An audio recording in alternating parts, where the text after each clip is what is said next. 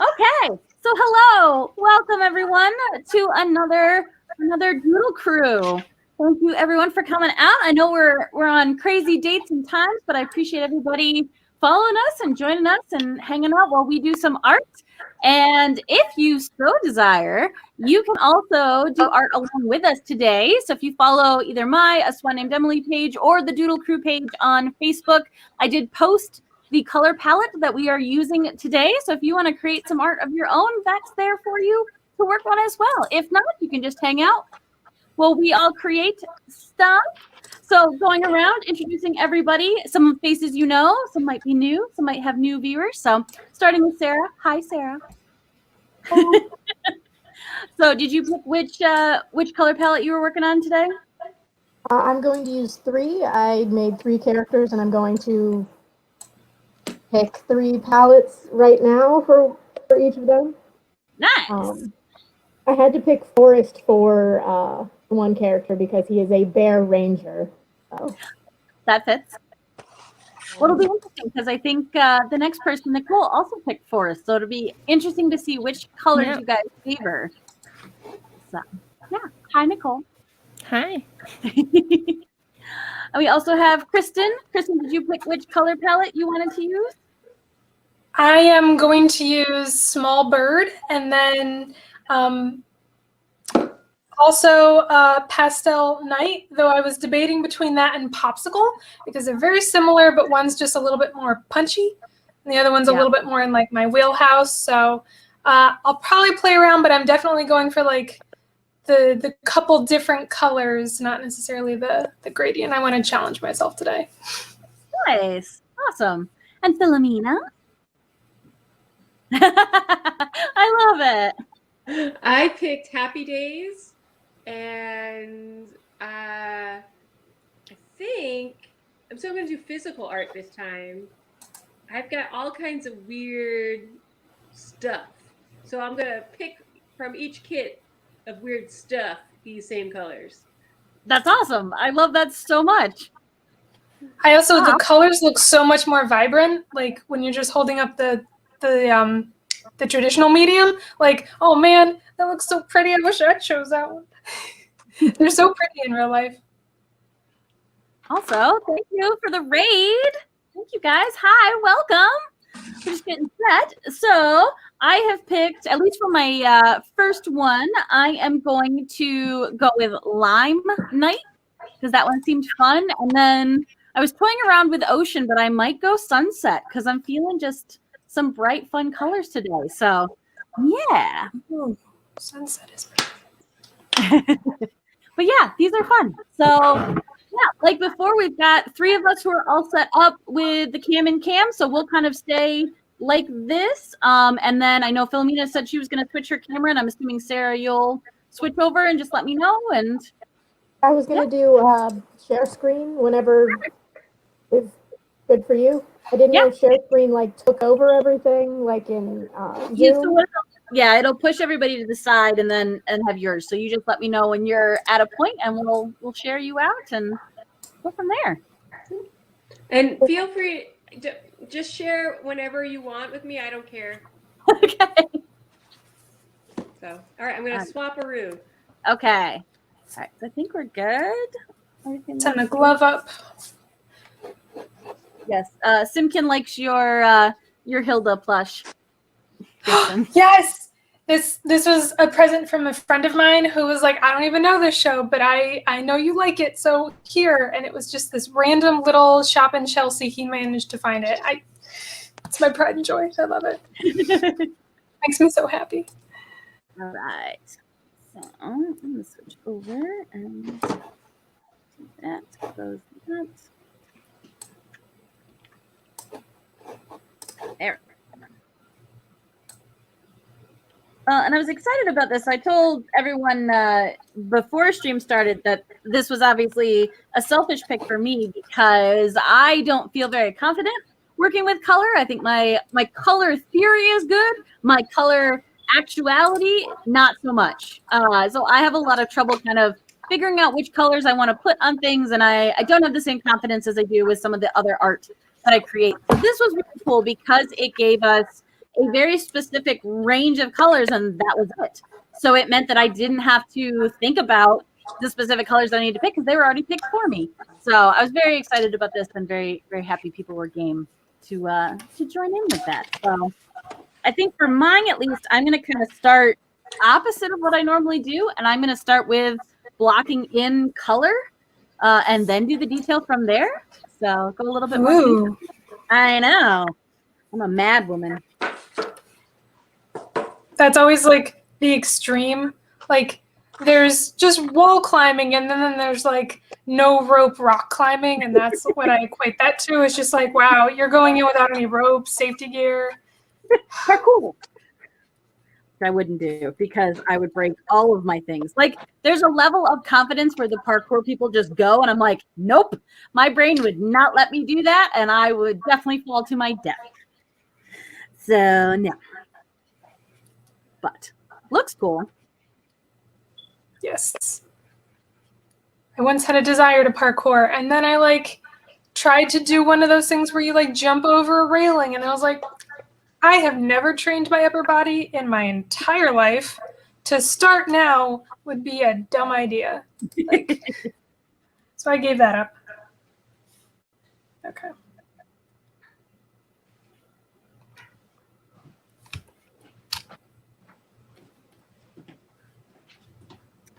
I lied. I think I want to change single complete. Okay.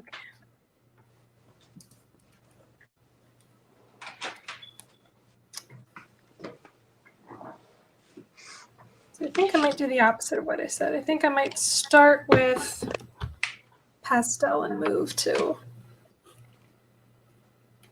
small bird. I like it because if they don't actually look at the color hue list, it just sounds like we're all talking in crazy code. We're like, yes, I'm going to use Little Bird, but I'm going to work on Lime Night, and it's nonsense, and I kind of love it. Shh! Don't break the magic. What Like do you think the last color or the first color in Happy Days is? Is that a green? Pull it up.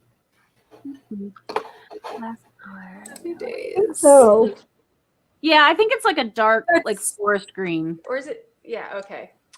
Is what I'm thinking. Good. Yeah, I agree. Like a really dark green. Yeah. Cool. Thank you. Oh, yes. And so kind of a teaser for anybody. And again, people in chat, if you have specific things you would like to see us draw, like drop us a line, let us know, because I'm always looking for different fun things to have us do, or, very stressful, crazy things for us to do. I will also give you a heads up for Doodle Crew chat members. So what's today? Oh, so actually coming up in February, on Thursday, the 4th of February at 6 p.m., the plan for us is to actually have it be a prompt drawing thing. So either the chat describes something or one of the artists gives a prompt to somebody else. We might, look up some random number generator things and draw some of that. So yeah, if you have ideas. But one of the ideas that had come up that Kristen had shared was you do digital art, but you do it all on one layer. And for those of you who don't see digital art, I know, right? Or aren't as familiar with it. So you can actually kind of see it in my screen.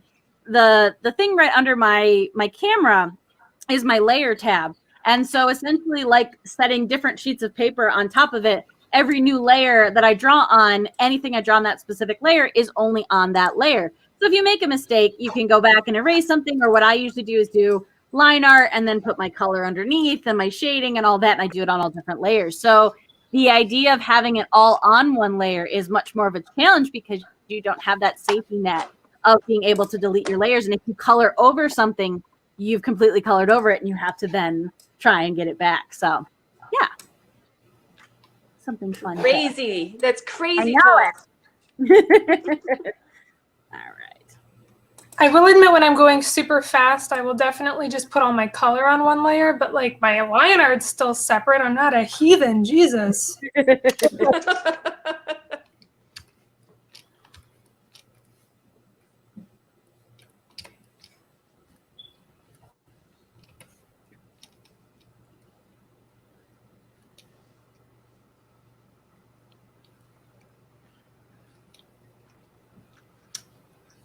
So one thing we could definitely talk about while doing this is the process we're going through, like deciding, do you start with the light colors? Do you start with the dark colors first? Yes. Do you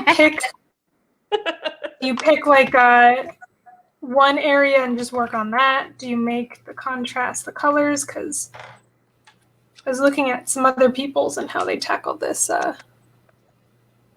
this prompt. And it's cool how sky's the limit. Yeah. So I was gonna look up a photo image or reference image because I can't figure out how to draw this thing for some reason.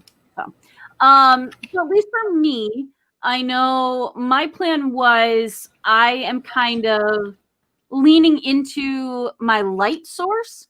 So I know where the big light is coming from, and I was gonna kind of hit it with probably blocking in the shadows first and kind of working and building it up from there. That was my plan. And I think part of it is probably because I just watched the Batman the Animated Series documentary recently and remembered how they drew on black paper and built it up because they didn't want to have to take white paper and color every night scene all the way down. So they just started with black, which I thought was really cool. So I think I'm kind of using that. I want it to be kind of a darker scene with really bright highlights. So that I'm leaning into that. I have to find out the pose first because I can't draw today. Did you say what it is you were drawing? I might have missed that. Nope, I didn't. Because if it sucks, then I don't want people to expect anything. Mystery! Yours is the mystery flavor of the day.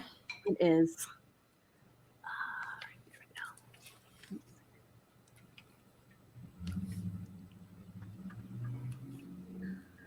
So long as it's not licorice. What was that? So long as your flavor is not licorice. No, I hate licorice. What? I will save you from all licorice. You can always give it to me. That is perfect. I love it. I will happily share because I can't stand it. And I dislike pickles. So I love pickles. stay there with swapsies. Perfect.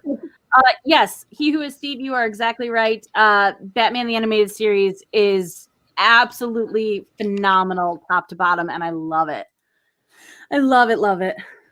Completely changed how they were doing animated kids series, especially for the superhero genre. Oh my gosh. And so this was, I think this was called Heart of Darkness. Maybe that's a book by Joseph Conrad. Maybe that wasn't what it was called. Let me see if I can find that and I will share that with chat because it's on YouTube, which is where I watched it, and it was great. And it was different from other Batman documentaries that I've seen. Oh, The Heart of Batman. That makes more sense. Not The Heart of Darkness. Having PTSD flashbacks to yes, read that in school. So, but this was cool because it talked about how, like so many things in animation, had it not been just this perfect line up of circumstances and people being in the right place at the right time, it wouldn't have happened. So that was very cool. One of those butterfly effect things where when you start looking at it too close, you start giving yourself a headache. Yeah. Would my childhood have been the same if I never watched Batman the Animated Series? Would, Yeah. This, that, and the other thing. Well, and it's one of the most clear memories I have of like hustling home from school and being excited to watch something on TV at a certain time. Like that was very, very clear memory of that.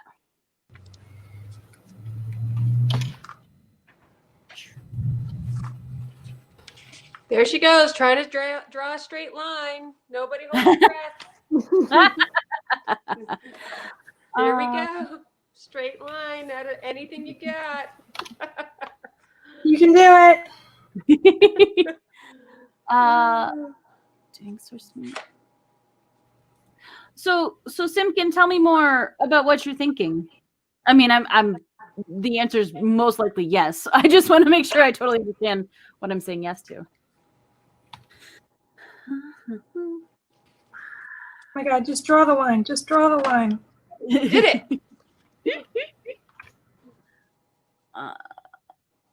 Sometimes Control Z is horrible. There it is. That's kind of what I was looking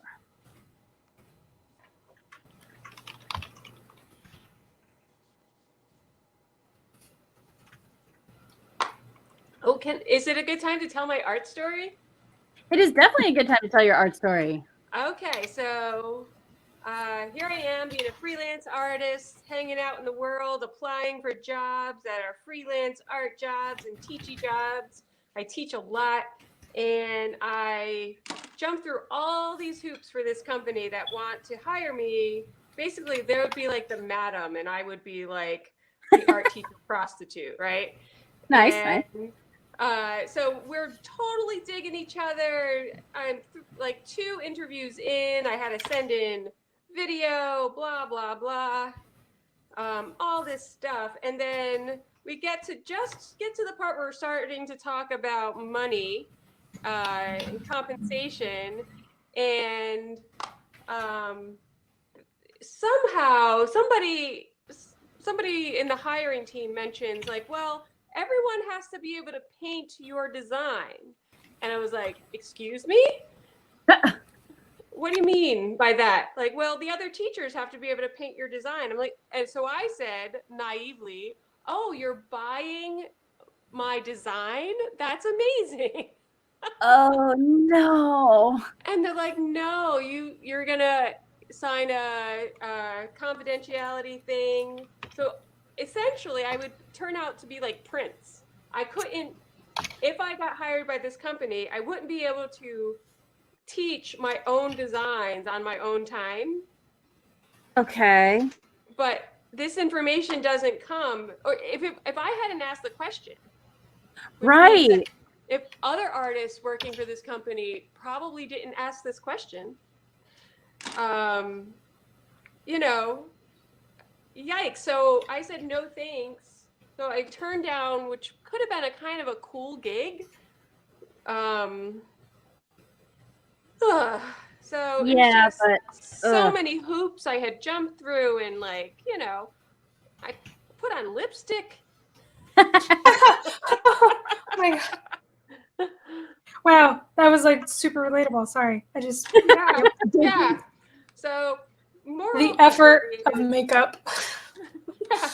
Moral of this story is just, you know, maybe in the future I'm going to ask first, hey, are you paying for my designs up front? Or what? Man, that's such a it would have just, I would have totally been left speechless, much like I'm having right now. Like, I wouldn't have even known what to do in that, like, I'm sorry, wait, what? You want what? You want me to do what? Yeah. Yeah.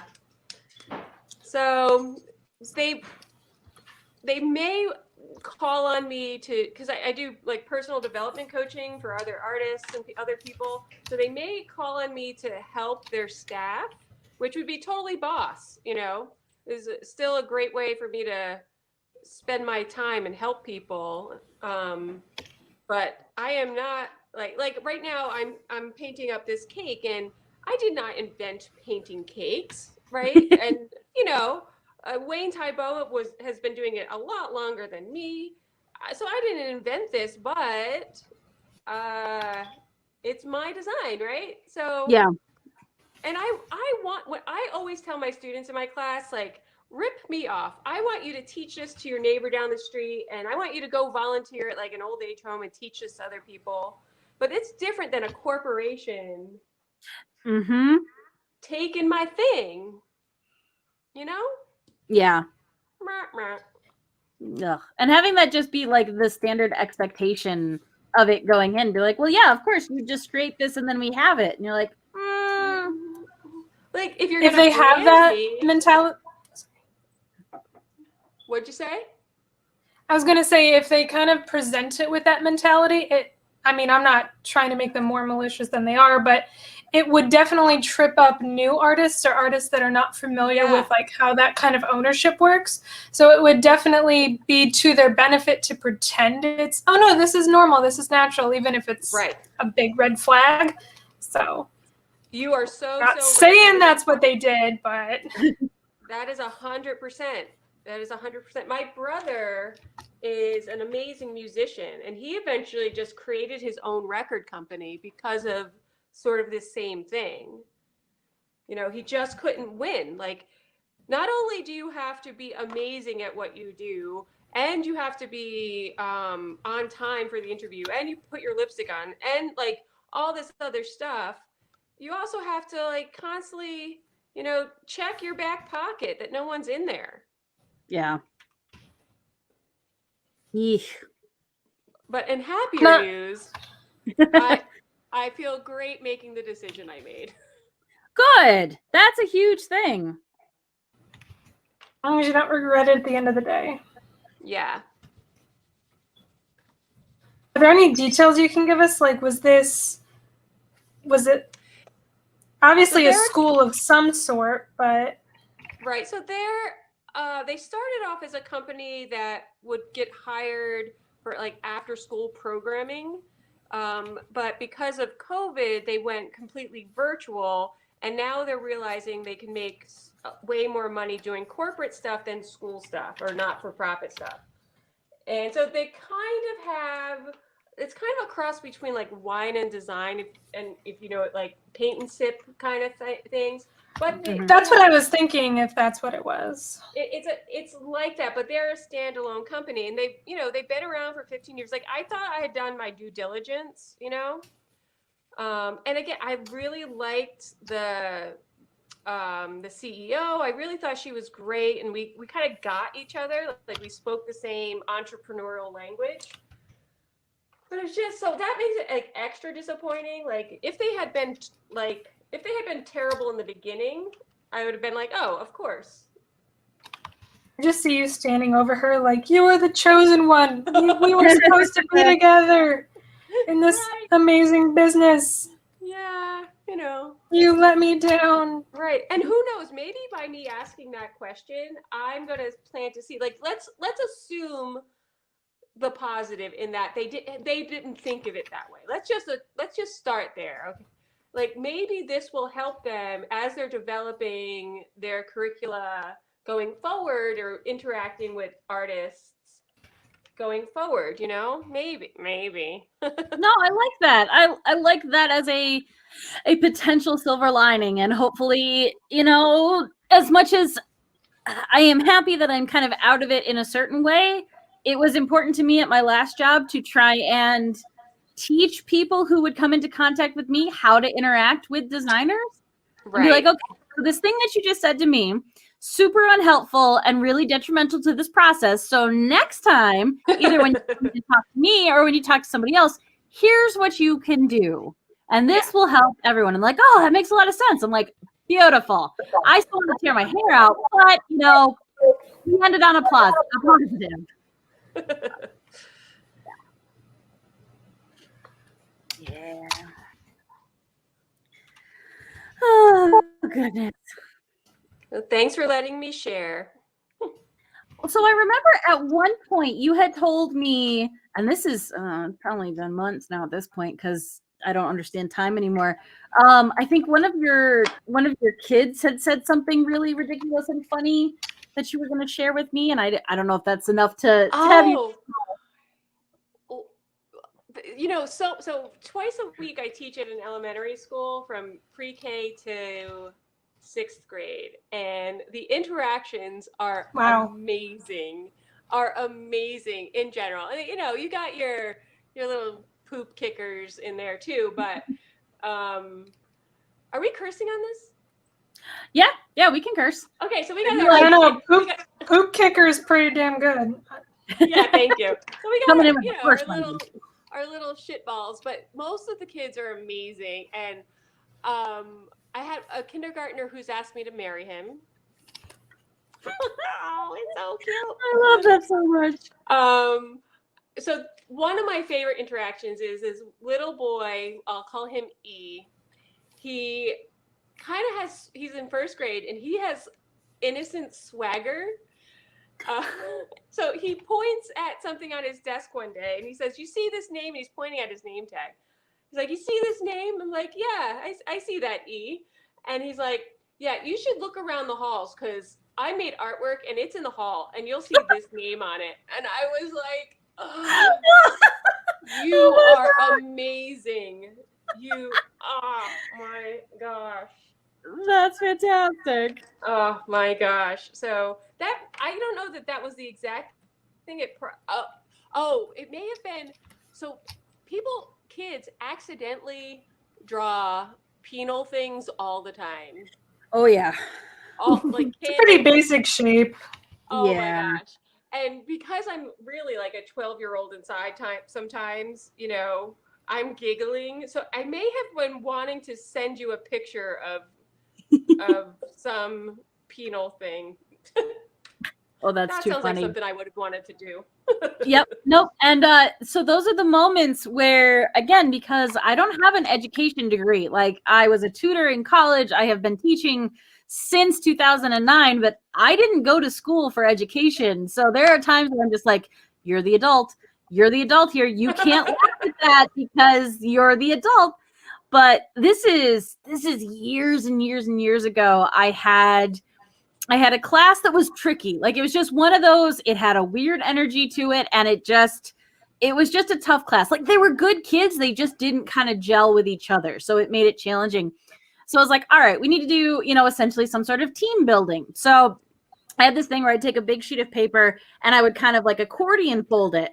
And so it would start completely folded up. And the first kid would start at the top and everybody would draw some sort of head shape. So you could draw whatever you wanted. It could be a monster head, could be, an animal head, could be anything. Then you create two little lines down that are the neck, and then you fold it so then when you hand it to the next person, all they can see are the connection lines. So it goes around the room and each person draws a little part. And then when you get to the end, you open it up and you have this totally like hodgepodge random character. Also, what is up? We're getting rated again. Hello, everyone. Thank you so much. Thank you, Like Magic. Yay. Oh, this is awesome. Thank you, guys. Welcome. Welcome to Doodle Crew doing art. I'm just about to tell a story about a weenie. So, that's appropriate. So anyways, everybody gets back around. So the picture that you started and drew the very top, that was yours. You have to open it up. And I'm kind of walking around and I'm looking at everybody's, and all of a sudden I hear this one, like the shyest, most proper kid in the class. All of a sudden from across the room, all I hear is, someone drew a weenie on mine. And I'm just like, oh, Emily, you can't laugh. You can't laugh, Emily. You're the adult. So I'm like, okay. And I'm walking over and I was like, okay, so who had, Brian's last? And it was, the kid right before and everything. I was like, can you tell me about what you were drawing? He's like, oh, it's a tail. I was like, oh, okay, yeah, I can see that. I was like, so maybe in the future when you're drawing a tail, maybe have it come out towards the side. That way you can see a little bit more of the detail on the tail and you get a little bit more movement in it. I'm just like, oh my God, I want to laugh so much. And the little kid's like, well, I don't want this anymore. And I was like, that's okay. I'll keep this one. Oh my gosh. Yeah. So I'm very happy that, the higher ups at the institution where I was didn't come in at that moment as he's yelling, someone drew a weenie. Yeah, good stuff. Good.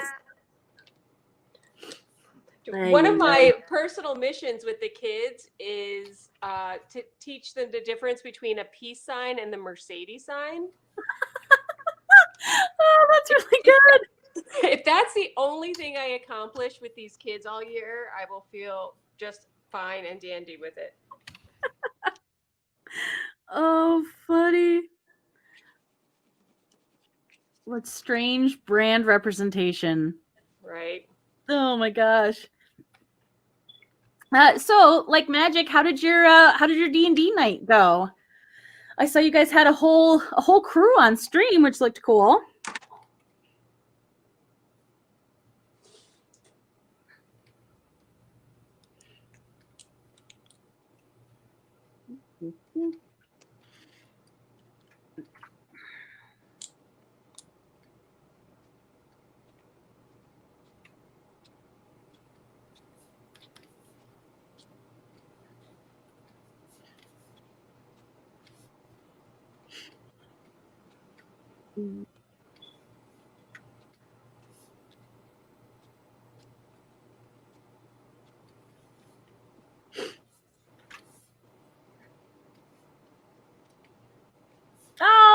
awesome.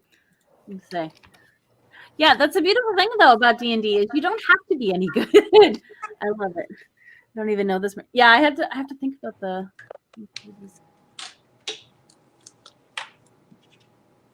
Oh, okay. Yep. Isn't that terrible, Philomena? I would have definitely I know the peace sign. And I was like, what does the Mercedes logo look like? Let's be real, people. I drive a Chevy. Come on. That would be a good challenge, something D&D related, like doing one of those random character generators and okay, now we have to draw an orc cleric or something with some audience suggestions.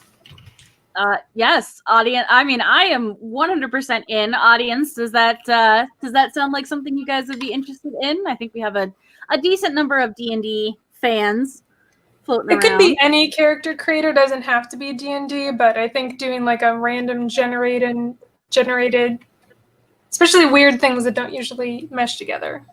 Yeah, no, I think that'd be awesome. Get our character design going.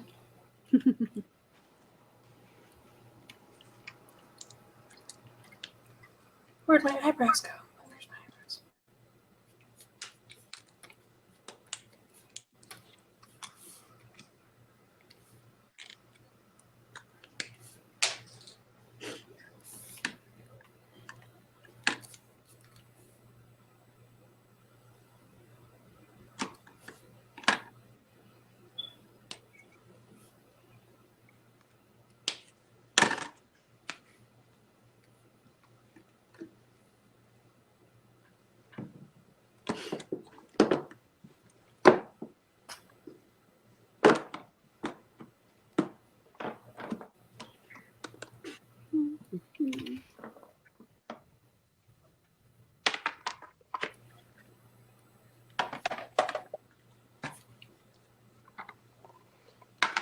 There are so many supplies on my table.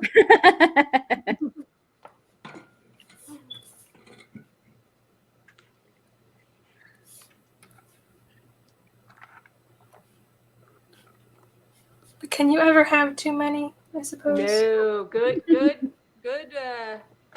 way to look at it. There are just enough supplies on my table, but I could use more. I need a bigger table, please. My supplies will grow to whatever size table I'm sitting at. Oh, Like that old myth about goldfish. Oh yeah. They grow to whatever tank size they are. Is that not true? I don't know. That's why I put myth in there. I honestly don't know much about that. Not unsubstantiated claim. It's 100% untrue. Your goldfish will just keep growing and growing and growing. So when they start this big, they will end up huge. So whether you have them in a small or a big tank, they just keep growing?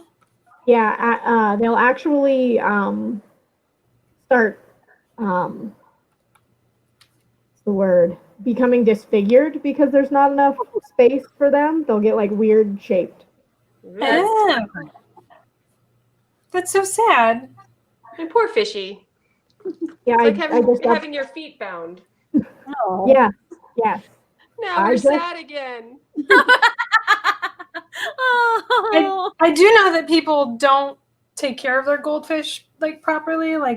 The way that people think you're supposed to take care of the goldfish is not correct, but I didn't know about they just keep growing. I just had to upgrade to a 55-gallon tank because I have a fish that is a foot long. Oh my But he's gosh. not a goldfish. He's a Pocostinus. Oh, I've seen that fish. That's big fish. That's big fish. That guy's still around? Jeez. This is a different one. Oh, than the one I know? Okay. Yeah. Do you Looks name your exactly fish? the same. I know some people don't. His name is Philippe. Two.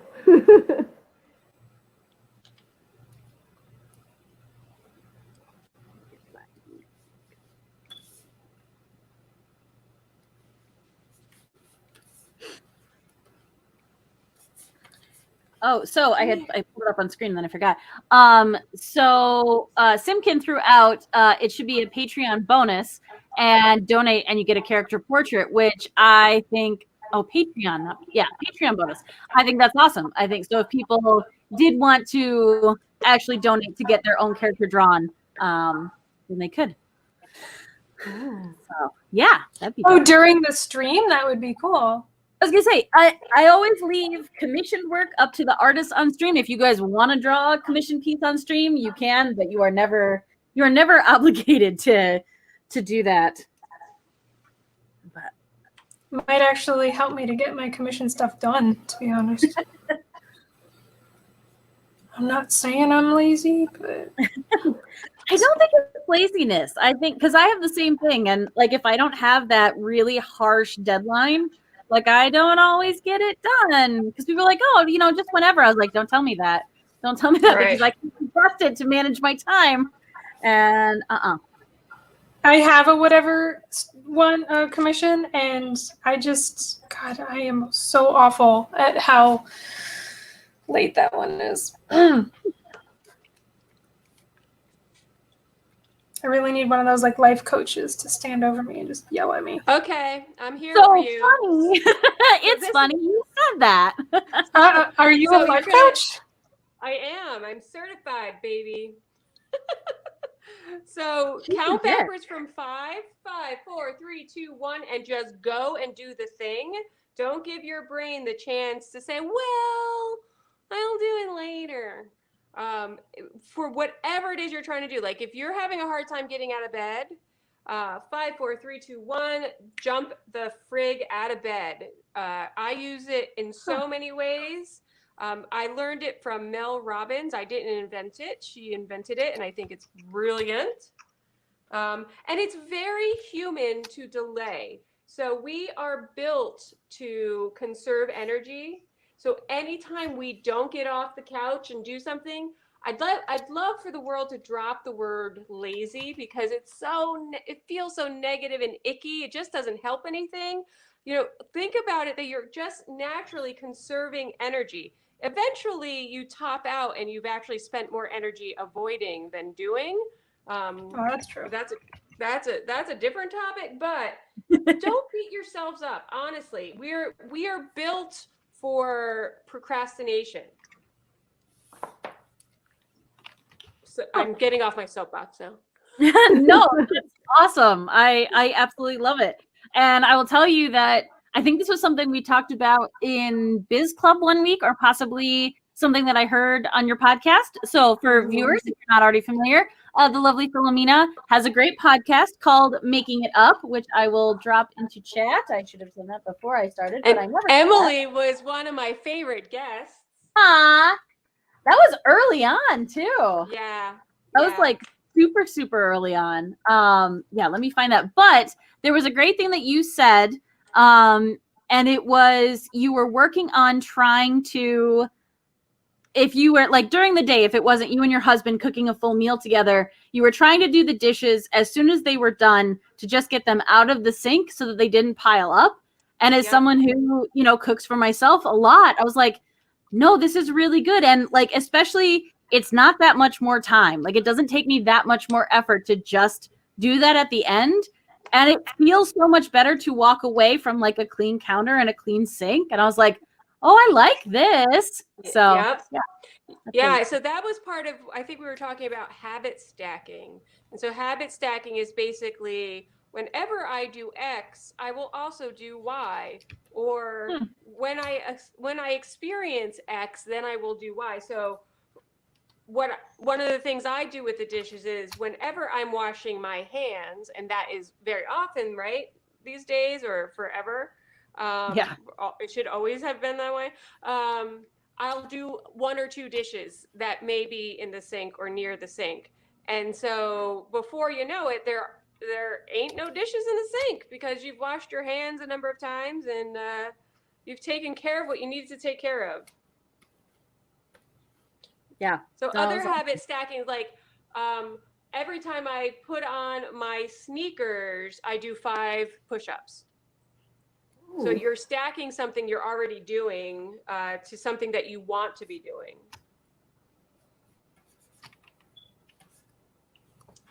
I'm telling you guys, she's really good. And she just dropped me, Thank like, you. oh, no big deal. Like, oh yeah, by the way, you could do this. And I was like, you've just melted my brain. Now, not to inquire a little bit more, but I know in my sense, like, I guess lazy is not the right moniker, because let's say, like you were saying, sit down, do the art piece, but then I look around and my desk is messy. Okay, well, I can't concentrate on my art if my desk is messy, so then I clean that. And it's like, well, since I already got this out, I might as well vacuum the floor. And since I already had that, I might as well vacuum the living room too, since the vacuums. So it's like almost avoidance, where I feel like I can't finish something until like other things are set in place, and it's getting out of that mentality. If that makes any sense, or if that's relatable to anybody. But like, Yeah. No, I have cleaned, I've done laundry, I've done dishes, I have vacuumed my apartment, all because I didn't want to send an email because it meant I was going to have to sit down and I was like, nope. But it's a weird, like, you're still being productive because you're getting stuff done, but you're using that as an avoidance thing. And yes, there's totally a term for it that I can't think of.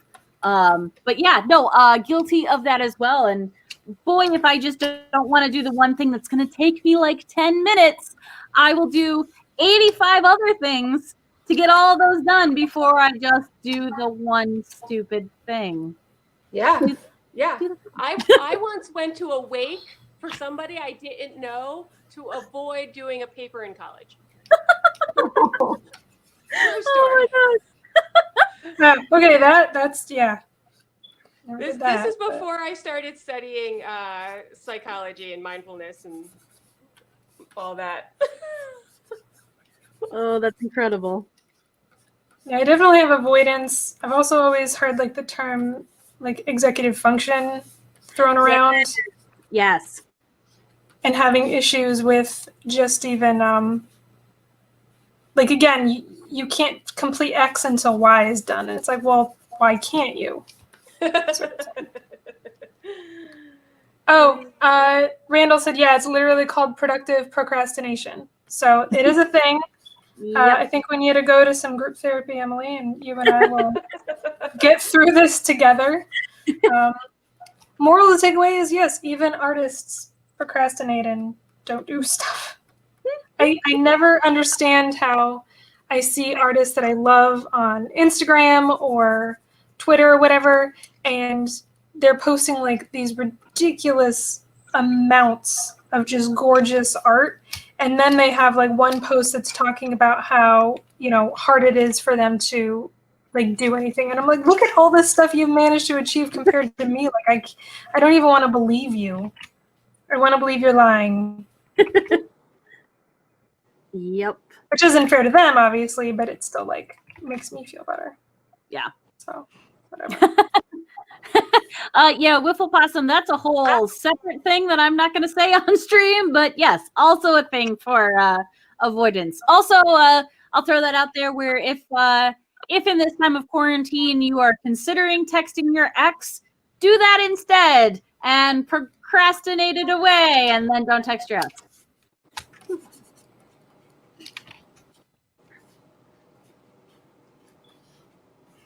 Avoid those awkward instances. Need to pick a third palette.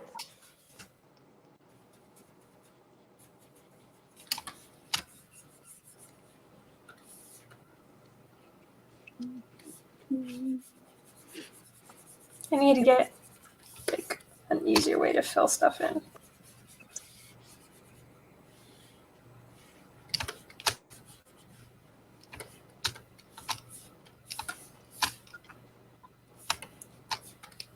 There. Start off carefully filling stuff in the beginning, and then by the end you're just like, this works. That's okay. I completely forgot how anatomy works, so it's fine.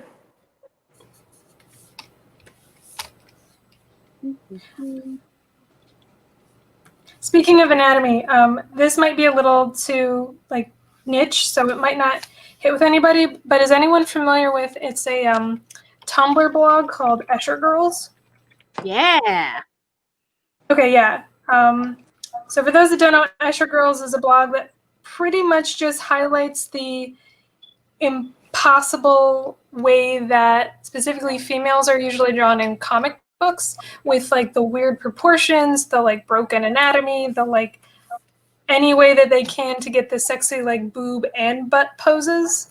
So it's a whole blog just kind of dedicated to that. And if you have time, look at the Escher Girls. But anyway, it's a blog dedicated to highlighting the really unsettling way that anatomy sometimes appears. So this occurred the other day where I was reading some like web comics, and I've decided that I want to make one, but specifically for horses, because the amount of people that specifically can draw any animal but a horse, and it's like mind-boggling to me, but at the same time I get it because horses are hard. But the way that horses are screwed up is so unique compared to like the way any other animal is screwed up. I think that's always how you can tell an artist whether they use reference or not, is if they have to draw a horse. Yeah.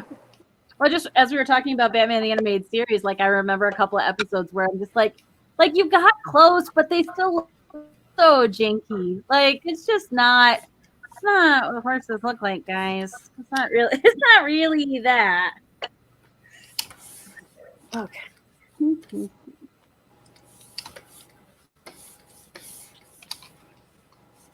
like those. It's supposed to draw all over. Just instantly thought of Centaur from Gravity Falls. Oh shit. Anytime I think of goofy horse anatomy. So not that you need this level of like nerdy pedantism, but Centaur was actually a properly drawn horse. The unicorns, however, were not, and it bothered me. Well, I guess you could get away with saying that since they're not real animals, they can be drawn however. Like the dinosaurs in Jurassic Park aren't actually dinosaurs. They are genetic monsters that were created from several types of DNA. So they don't have feathers because they're not actually dinosaurs. And the unicorns in Gravity Falls have cylinder-shaped hooves, not wedge-shaped hooves, because they don't know how to draw a goddamn horse or any sort of ungulate hooved animal. So same thing, you're right. But that is the soapbox I will die on, is trying to get people to realize that horse hooves are not cylinders. They're wedges. Yeah, they're actually like pretty weird shaped if you look at all the sides of them. Mm-hmm. And especially if you're looking at comparison to oh, I'm sorry. I got totally distracted because I got a plus 5 points to the resident Doodle Crew horse girl. So like when I was growing up, the majority of the time that we had horses, we had percherons.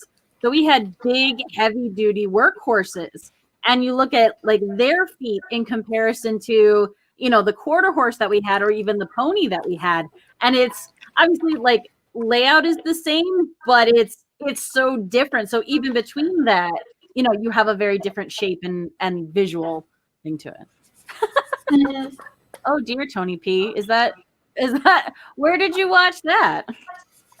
Horse Girl? Is that the like not quite horror movie about the girl who like hallucinates a horse? Is that the Horse Girl movie you're talking about? Or is there like some like Disney movie called Horse Girl? Because I believe that. Annie from Community. Whose name? Why can't I think of her name? Allison Brie. Thank you. Yes. Yeah. Oh, it looked like I started watching the trailer and it looked really cool, and then it got real weird, and I was like, "This will 100% scare me. I will not watch the rest." So, Oh, the Horse Girl one? Yeah.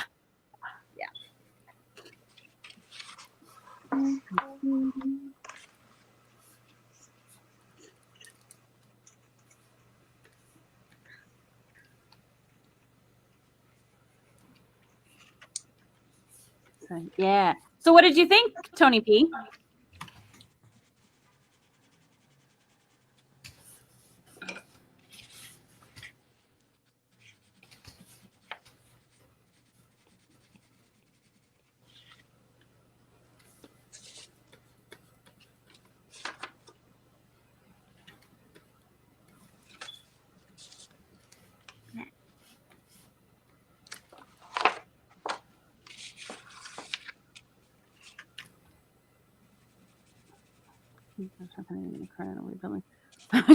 Centaurs.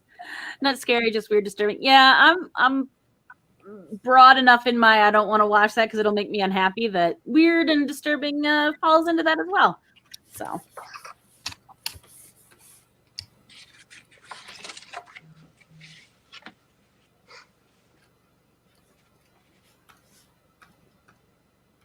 Where's the layer?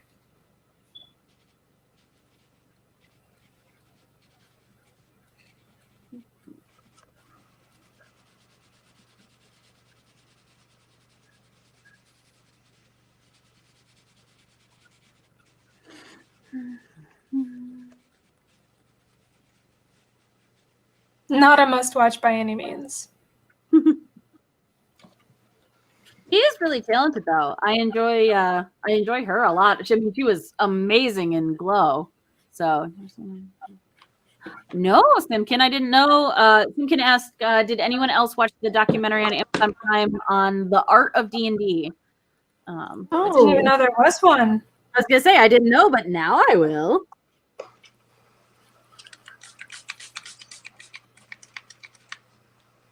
Yeah, that's cool. I had no idea.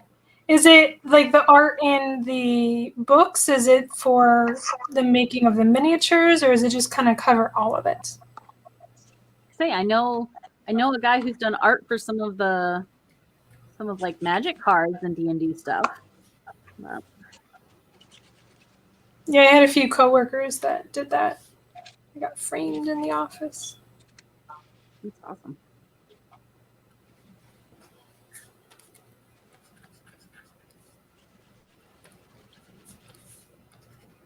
Nope, that is the wrong brush.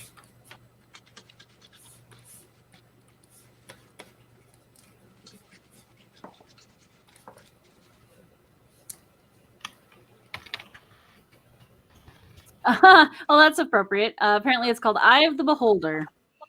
Oh, Womp. Womp womp. I see what you did there, documentary.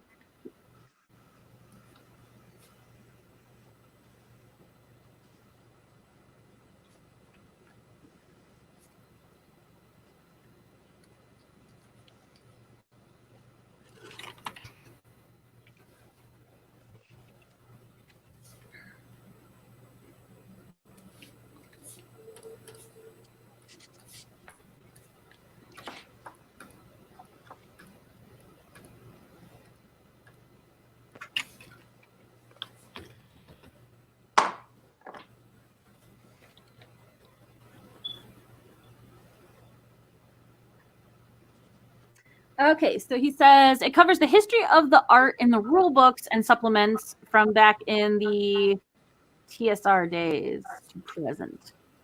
Interesting talk. Okay. That's very cool. I will definitely check that out. Yeah. I like art docs while I'm working on stuff. Okay. Mm-hmm.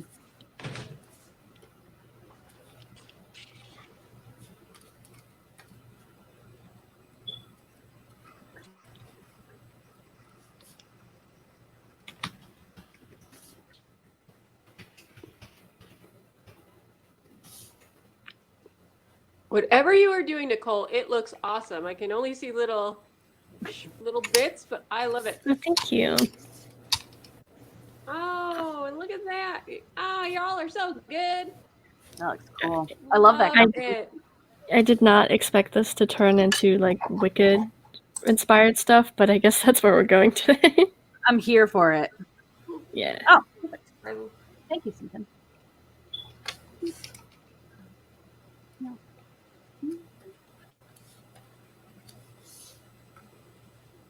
Okay, for anyone who is interested, there's a link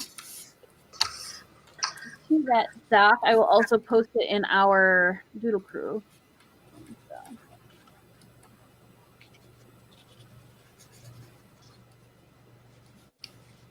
Gonna need to figure out how to do the picture-in-picture.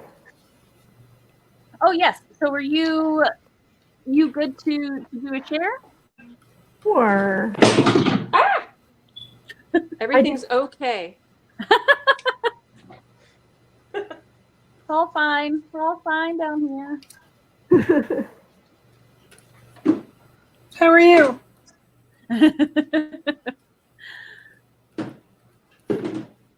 Yeah, so if you share your screen, it'll boop for me and then I can switch it over. Oh, okay. I was just reading all of the screen sharing tips. So I can hit share and then minimize this screen. Or you hit share. I don't know where that went. So yeah, so you'll share your screen and then it should pop up as an additional screen for me to add to the stream. Yeah, there we go. There we go. Look at them! Oh my god! I Aw. love them. Little wee bobbies. So I think it was strawberry, forest, and I switched up.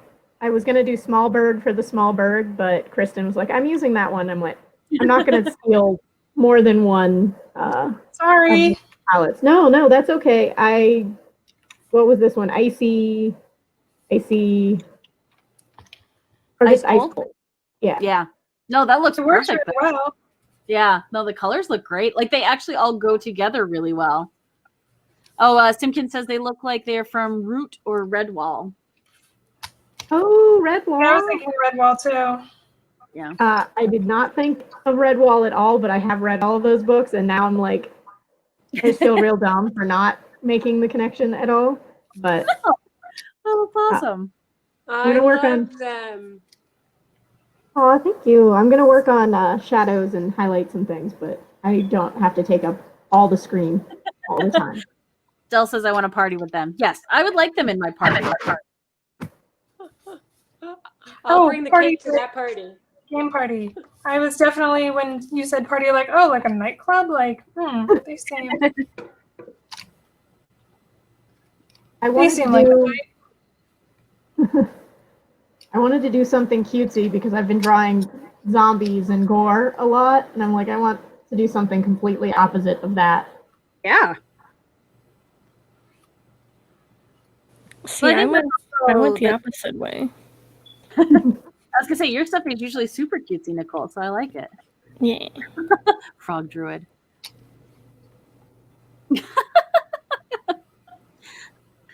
VO by Kurt, is that how many sips to the bottom of the bottom of the glass or until the owl passes out? I was gonna say I have no idea now. Not important.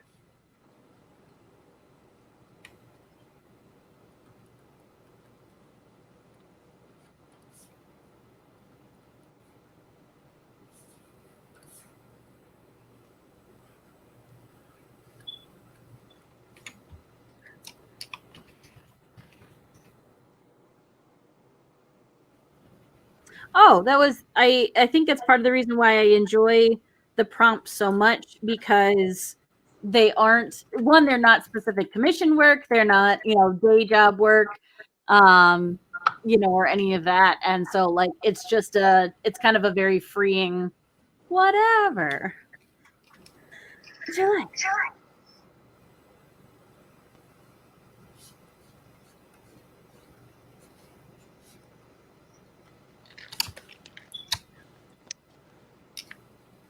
Ooh.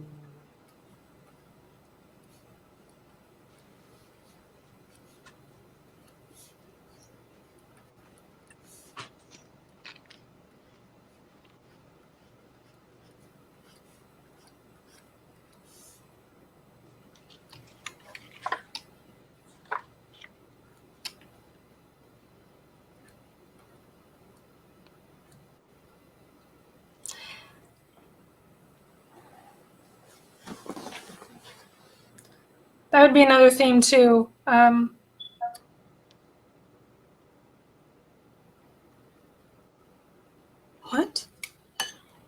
Sorry, I got distracted by something. We draw in like a theme that like horror, cutesy, action, something that we're not used to. Yeah. I guess my goal is for all these themes to like break the comfort zones. Absolutely. No, I will, again, along those lines, I will forever be grateful of someone who commissioned me to do a piece of artwork. And it was, so, I mean, most of you are familiar with my artwork, but my setup at Comic-Con is pretty similar. And it's, you know, not super, super cutesy, but it's definitely on the lighter, more comical kind of side of it. And they came up and they're like, I really want you to do this horror thing. And I'm like, you looked at all of this and you thought, you know what she's really good at? Horror. But it turned out I kind of got a little bit of free reign. So I ended up getting to do a Rob Zombie piece, who I adore his music. His movies scare me, but I adore the music. So it was him, but it was him and his wife based off of an old school like monster movie poster. And I had the most fun with it. So like he came back and he's like, this is great. And I was like, thank you so much for letting me do this, because I would have never pushed out to do something like that had you not, you know, asked me and asked me to move out of my comfort zone. So big props to that.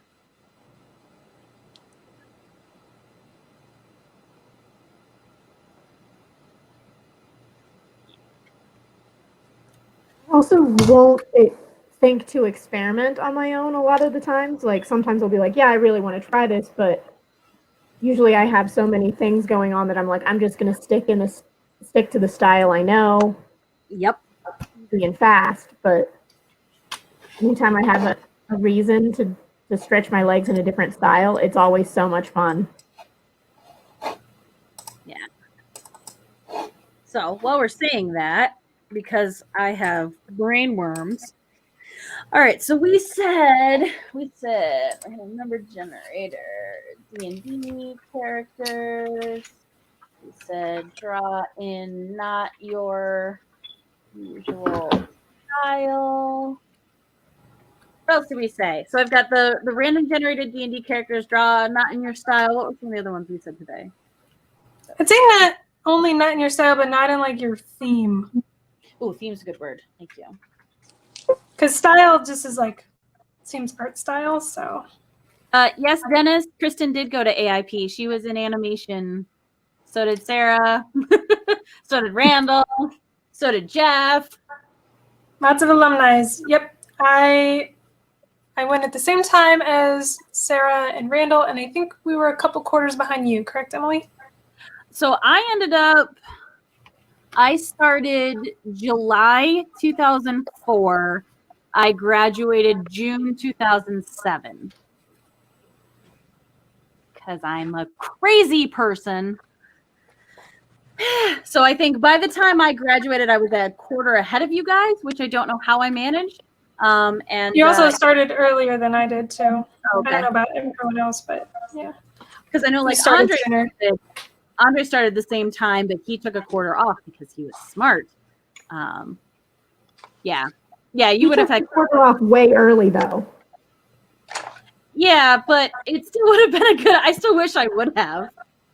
Because also like I got pushed ahead, so like I didn't end up graduating with a lot of our main people, and I was sad about that. Emily and I started at the same time, and she was in all of my classes to start with, I think, except like one. I think we had almost the same schedule for like 2.5 years. Yep. So World's Most Okayest DM, who are you then? Because we had classes together? So he's friends with Ronco. That's Dennis Robinson. Oh. Sorry, Dennis. Obviously, yeah, there you go. Yeah, World's Most Okayest DM did not give me too much to go on there. I wasn't quite sure. I got confused because I have a mug that says that, and I like looked over and I was like, "That's not the mug I'm drinking out of right now." He But knows. today, All right, how do I want to handle this here? Yeah, there was part of me that as we were putting this together, I was like, do we just call it like all of us AIP people and then everyone we've met since? Because there's a lot of us. It's like a reunion with friends. It is. Well, it's the reunion of people I actually want to see. So that's a win. I was talking to my friend, and she asked, she's like, "Is Emily someone that's in your art meetup?" And I'm like, "No, actually, we went to the Art Institute together, along with all these other people you know that I know." Yep.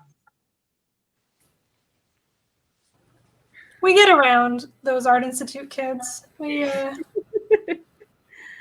we always share. We're like, "Hi, this is my friend from college," which is part of the core for college, right? You know, staying in touch and stuff. Well, I remember again, I already said what years I went to school, so I've already dated myself, but like I remember being so excited when Facebook was starting to open up and have more people. And like I remember making friends and for other Art Institute animation students. So like the only thing we had in common was the fact that we were both in animation at an Art Institute. And I was like, oh, that wouldn't happen now.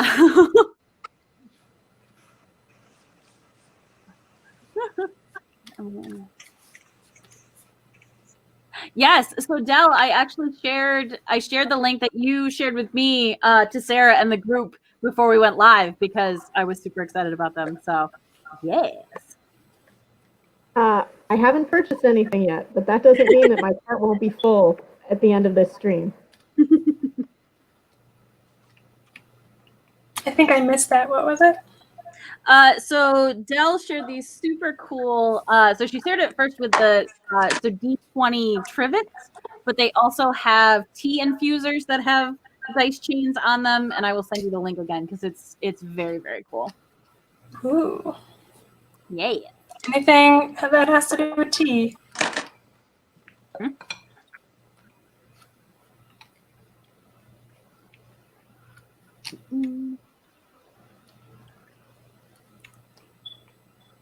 Making a short list of people that need those as gifts, so that I can just like make one massive order. The problem is, for every one that I'm like, this person needs this, I will also buy one for myself. It's a very dangerous habit. One for me, one for my friend. One for me, for my friend. Yep. 2 for me, 1 for my friend. Are they really that good of a friend? Really?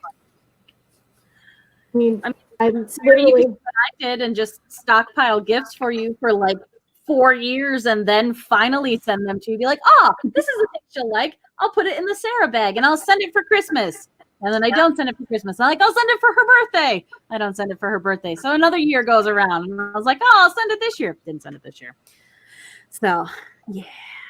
it was an awesome surprise when it all came at once. I was overwhelmed. Well, it came like when I was super busy and like stressed out, and I didn't open it the first day because I like didn't even get the mail until late at night. So it was just on my like night table. And the next morning I was like, I never opened that package. And it just like, I was having trouble getting out of bed and I was procrastinating, and I opened it and I was just like, this is the best thing ever. And it like totally turned around the way that day was going to go. Oh, yay. That makes me happy.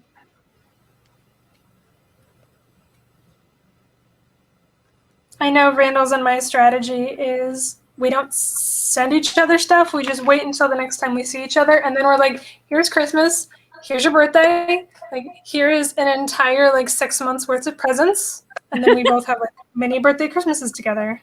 Which was so great when I was always coming to Pittsburgh for Comic-Con, because especially when Randall and Sarah lived together, like I'd be like, here's gifts for, nothing this year, which made me sad.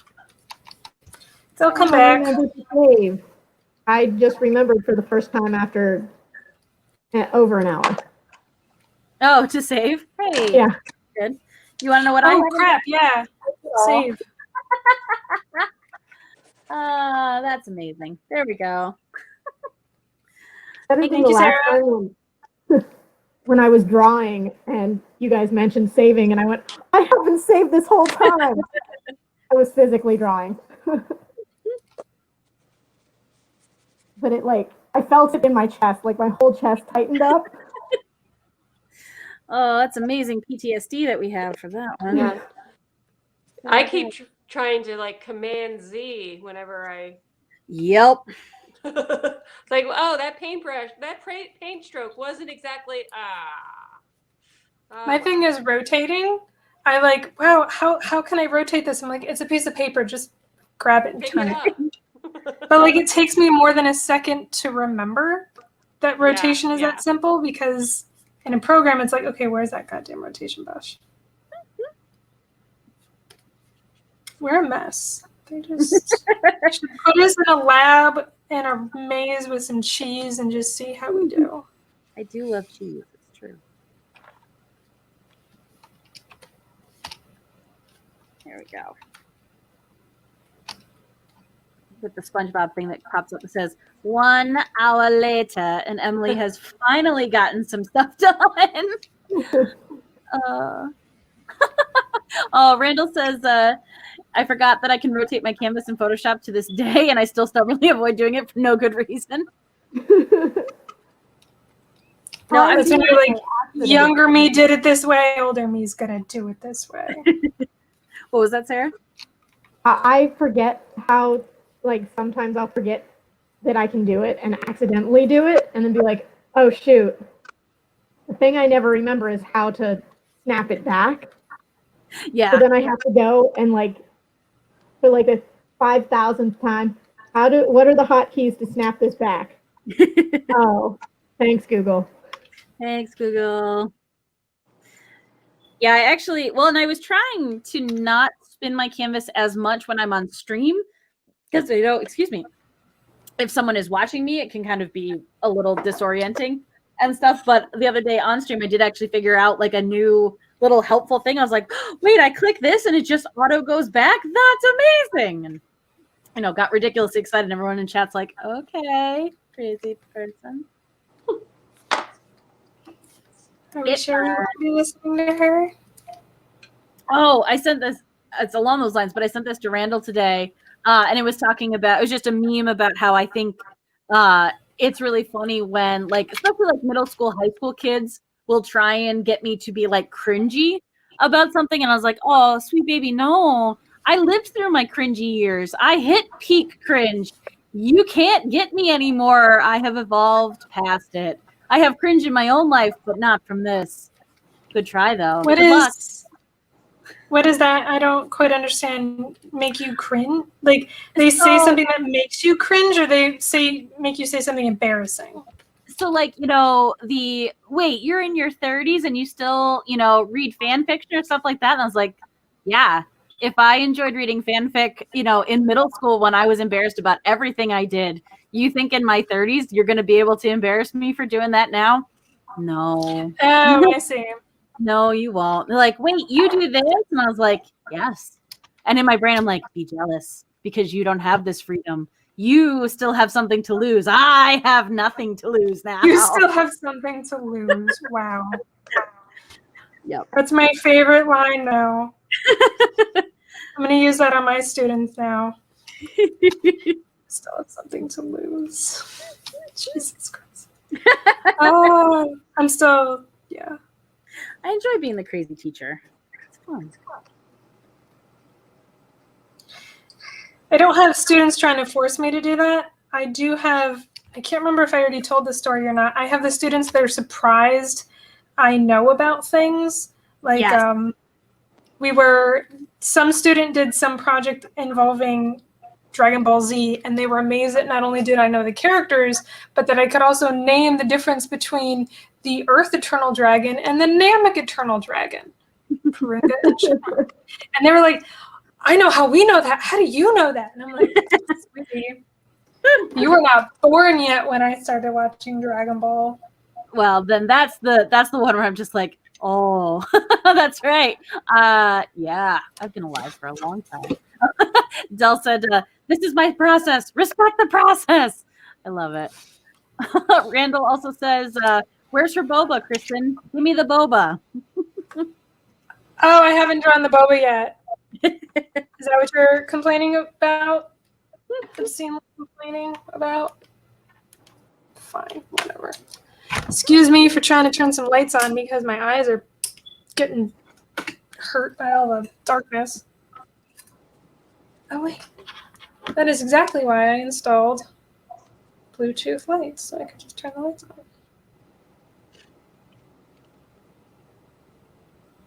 There we go. I got some light in here. Fine, draw the boba.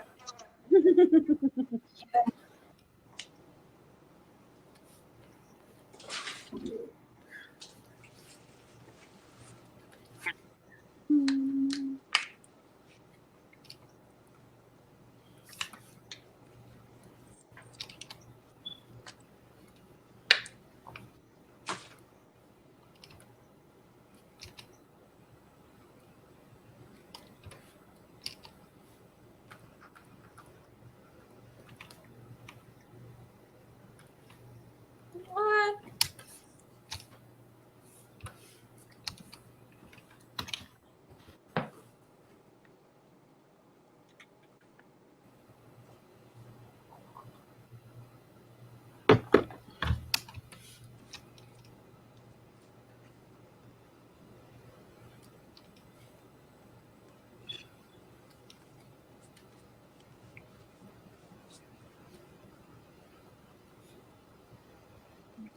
Yeah.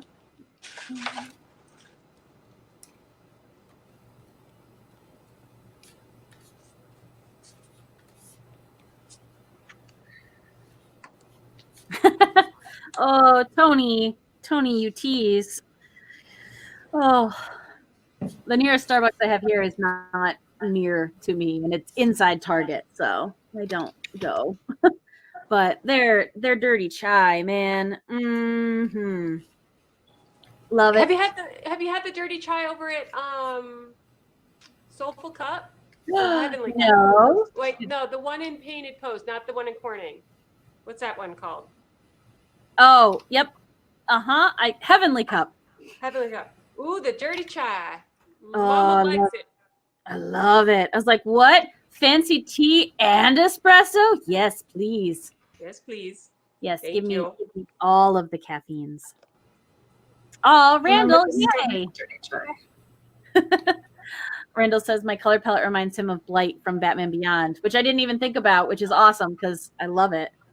But I love that like neon green and dark, almost gray black.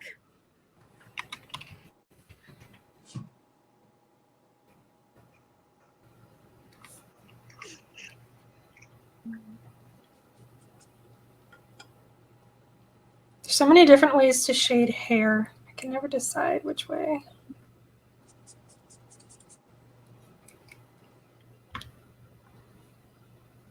Or highlight hair. I know what I said. In my head, I flipped it and knew what you meant, and I was thinking about all the ways. See, you get me. We get it. It's fine. As long as someone knows what I mean. Honestly, I didn't even think twice. I was like, oh, yeah, that's a good point. So had you not corrected it, it wouldn't have fazed me. I usually default to Team Rocket hair highlights. Fun. Now I have to look up Team Rocket hair highlights. I don't quite remember what they look like.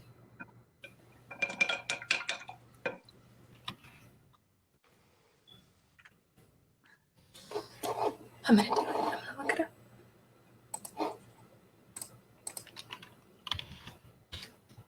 Speaking of rotating artwork, so for a while I was a tattoo apprentice, and that was the thing. You could not rotate your artwork when you were drawing it.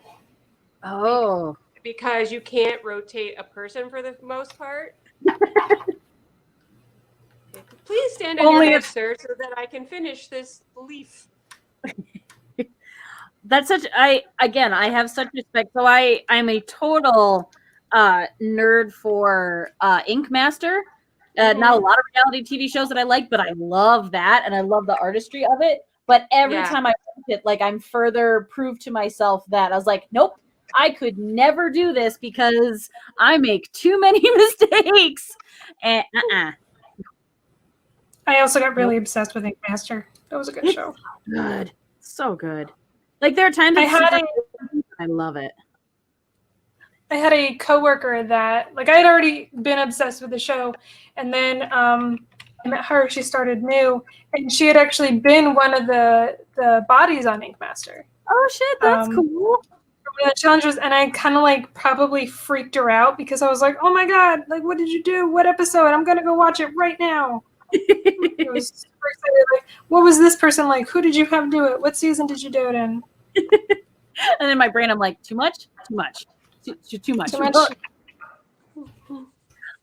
Yes. So Dell, blown away and glass blowing. Corning is my town. So, yeah, yay! Yay We for glass love that show. It's so good.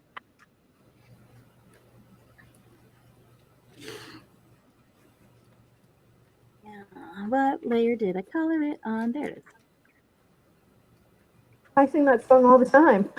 It's like one of my favorite songs. It's one of my favorite songs. And followed up by my second hit. You can't draw with the eraser tool. It's a hit. It's a hit. Freaking hit.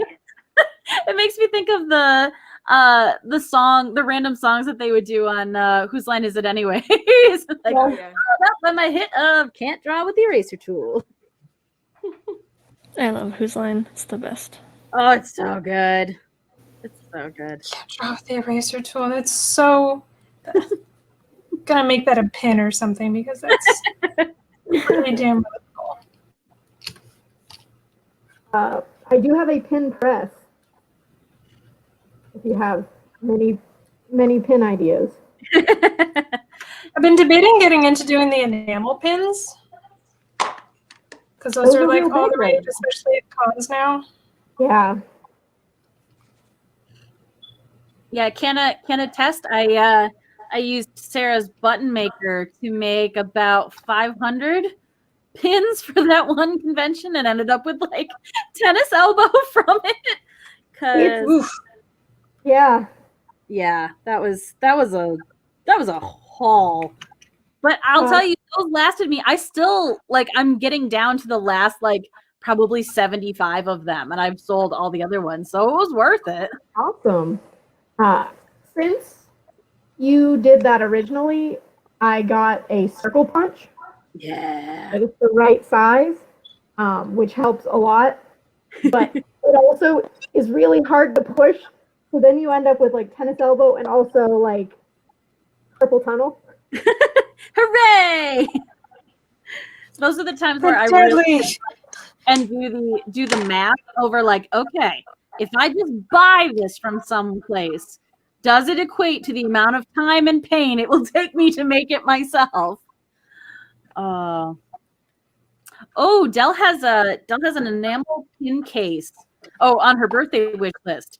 To get a shadow box to show off her pins. That would be cool. Also, Dell, when the world opens back up again, I know you aren't that far from me. We should plan a trip for you to come and bring the kid and bring the husband down and visit the museum because it's really cool. Bring the kid, bring the husband too. Just throw them in the car. They're allowed. Yes. Grab your kids, grab your wife. I know, that's what I thought too. Don't color that on that layer. Don't do it. We'll be sad.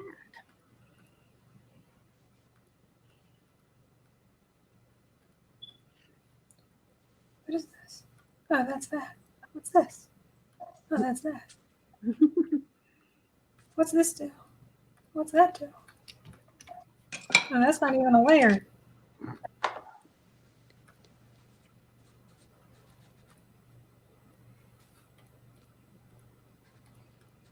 Oh, yep, there's color on a thing where we didn't want color. Yay.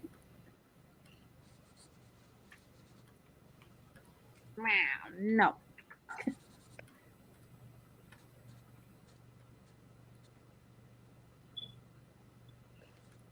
So Emily, are you working with Corning Youth Center place? I have, yes and no. No, because the grant hasn't been approved yet. Yes, I am in a waiting pattern for some grants myself. But I was so super excited because they had hit me up about the project that they tapped me for. And so, like, when I sent the email, I was like, probably not my thing, but you should check Philomene. And they're like, we already reached out to her. I was like, yeah, and got super, super excited. Well, I'm excited to imagine us making art at the same time, but on different floors. Yes. Oh, I would love that. It's such a cool space, too. Yeah. And we're making it cooler. Yeah. Yeah, I'm excited. Yeah, oh my gosh, I talked to her a while back, but then, everything got super crazy. So hopefully, like I was excited about the project. So yeah, when I was there last week, the week before, and your name was all over. Oh dear. Her lips to my ear. Yeah, she's cool. I give her a lot of credit though. She's very excited about getting art into the space, and I love that. Yeah, 100%.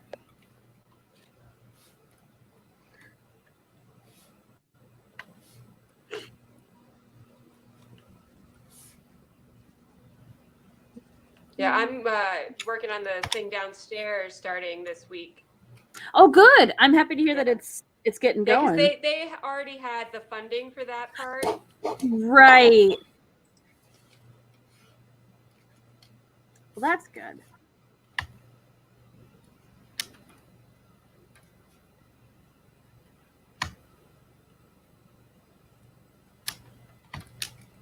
Because that's how we first met, working at the same gig somewhere. It's true. Yep. It was a birthday party for Sophia. Yep. Like her fifth birthday party, I think. Yeah, fifth birthday was a cowboy princess. Right. Yes. Also, like 5-year-old me was like backdated jealous of it because there was a bouncy castle. Oh my God. It was ridiculous. Yeah. I was like, this is a fun fair. Like, I want to go to this. Yeah. It's like, did you deserve that, young child? Did you? I want to judge you now. I mean, you're only a child, and I know I shouldn't, but I'm gonna. She's a funny kid. And it was so weird to me because I saw her, it would have been years later when she showed up at the art center. And I was like, whoa, it's been a while because you're like 1.5 feet taller and you're actually a human now. Oh, no. Like your parents have been feeding you, haven't they? Oh, no. Yep. Too funny.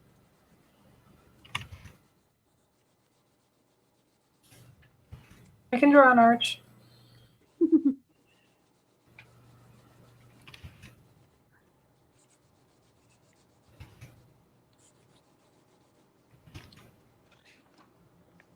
No, I can't. I believe in you.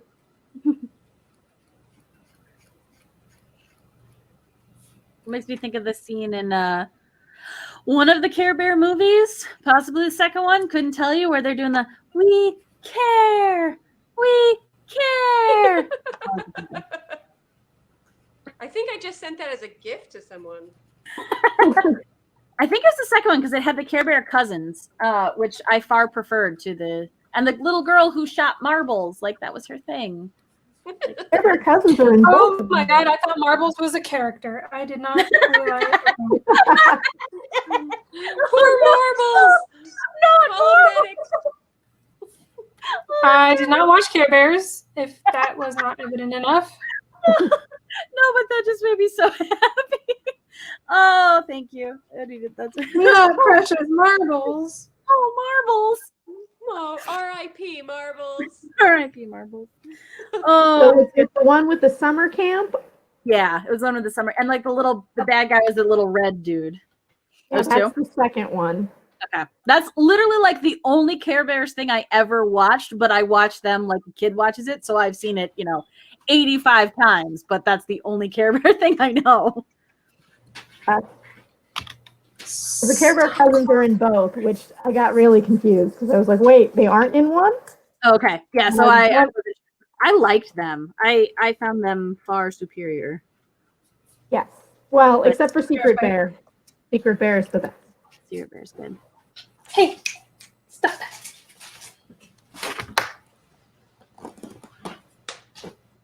Okay, friends, I gotta walk my dog, so I think I gotta skedoodle this party.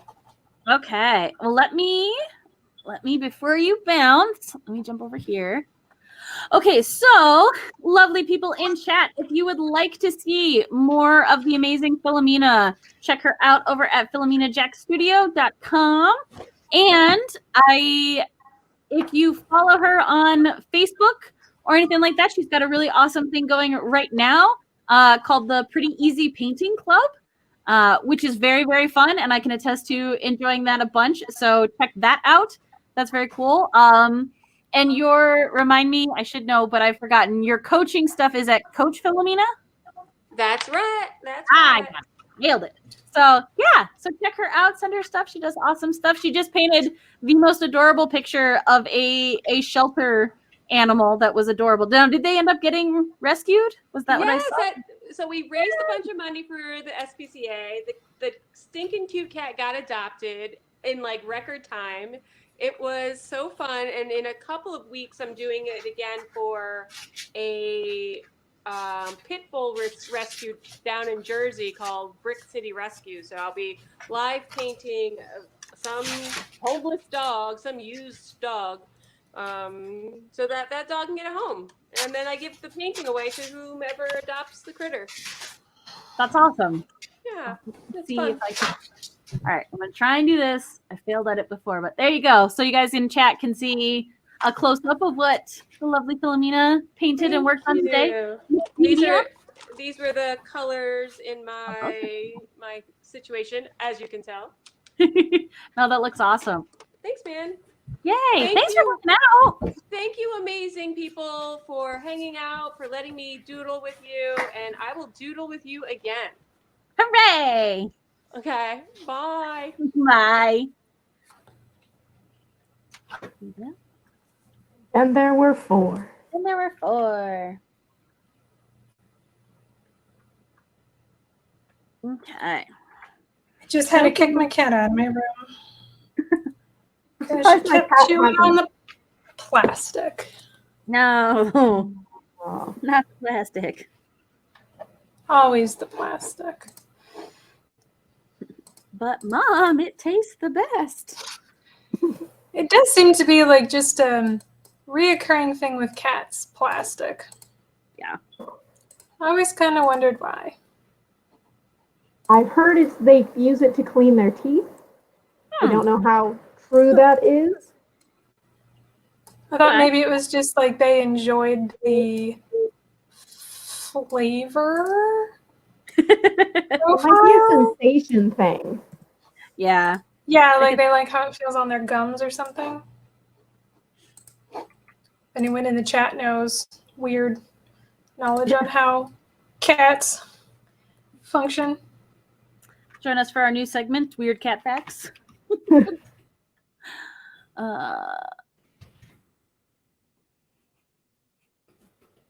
My cat likes to raid my tiny garbage can by my desk for candy wrappers to do that. At like the moment I'm about to fall asleep, and then I just hear thud. Oh no. So it's like the moment I'm ready to not get out of bed for 8 hours.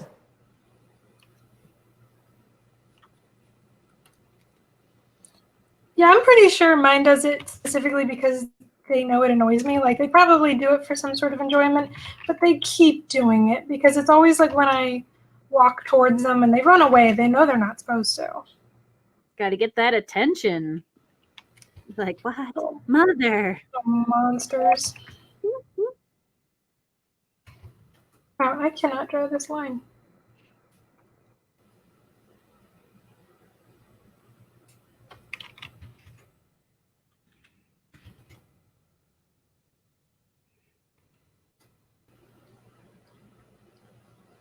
There we go.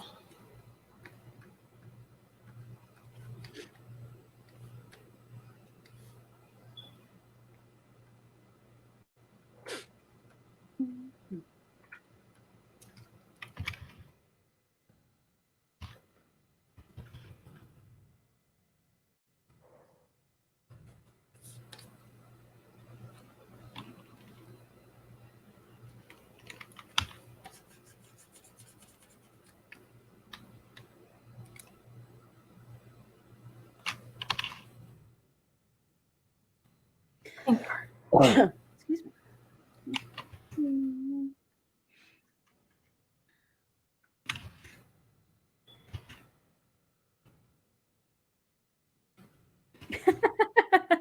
Aw, thank you, Soapbox. Soapbox says he's very angry right now because the art is so good. And I happen to agree. I always feel like that's kind of the same as when animals are so cute you almost like want to squeeze them to the point of hurting them. Like, I'm not trying to make it dark, but like, Oh, marbles. Yes. marbles. It's like you love something so much you want to just squeeze it or something. I think I'm pretty sure anyways, so I enjoy her as a stand-up comedian, but I think Eliza Schlesinger has a bit about that, how it's just so cute that I need to just Pinch it. Yeah, she does that about like the baby leg or whatever. Yes. Who's the baby?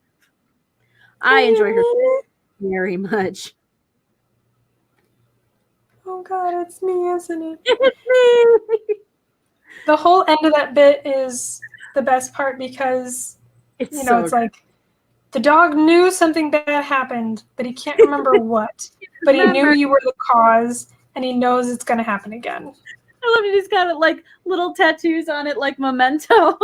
Like, oh, it's so good. It's so good. Yeah. So those of you in chat, Eliza Schlesinger has a bunch of stand-up comedy specials on Netflix. So I highly recommend them. They are a good time. Each one just keeps getting funnier and funnier, and it's extremely relatable. Just yes, super relatable content.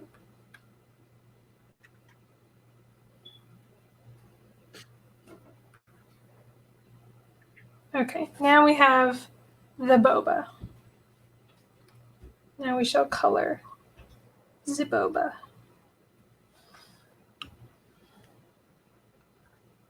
But what do we color the boba?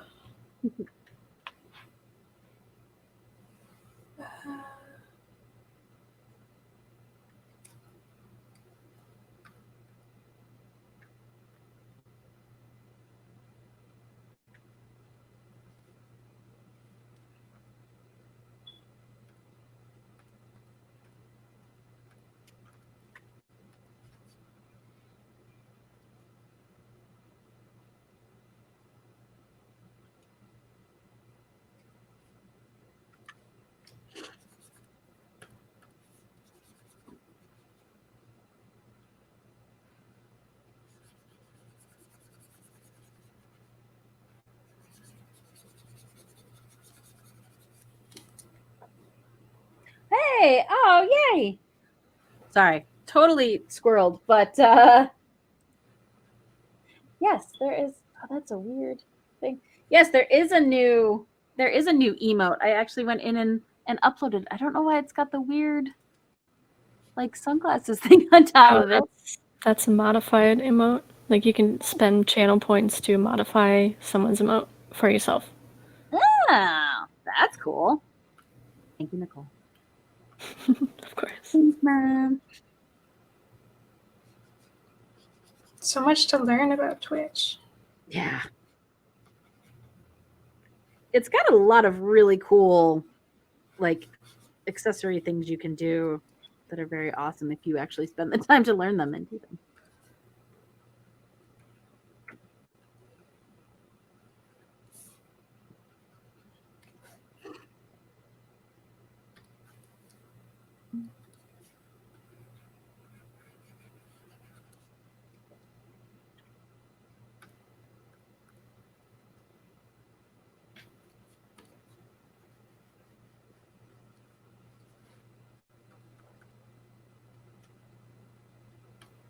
No.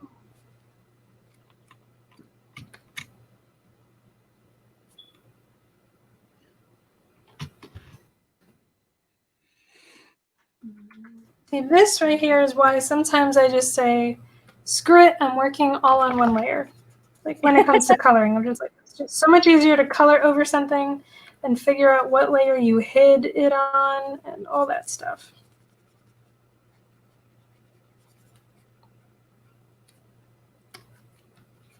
Then I realize that's just angry me and I relax, but still.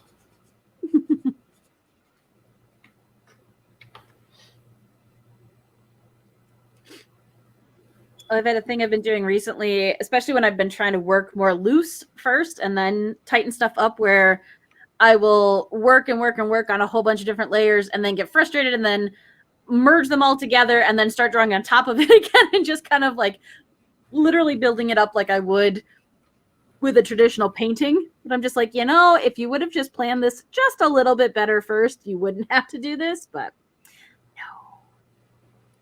What's planning? That's not how we do that here.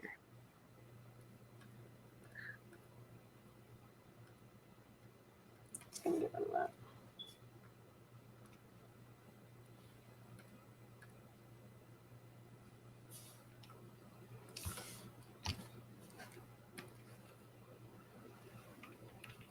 Whoa, wrong layer.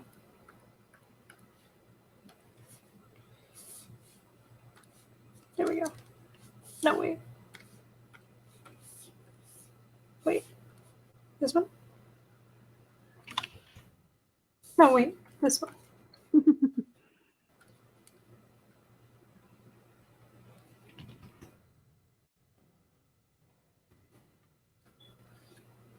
Once again, I just don't name my layers. I just don't. I should, but I don't. I obsessively name my layers from years of working on tiles that other humans are going to use. That's what Jeff had said last time, that the main thing, that the main reason he did it was when he had to hand off artwork of the traditional files or the full files to other people. Ooh, so Del shouts out needs a cutest monster stream. You can draw some cute monsters.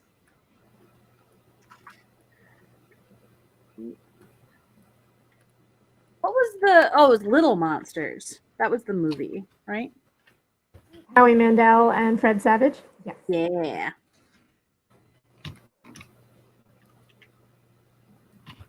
I believe is on Netflix or was on Netflix. Is it a Disney one? Would it have moved to? It's not a Disney movie. One of the Pretty few sure Disney hasn't gotten yet. Yeah. They say hell or damn or something in it. I remember there being one swear word.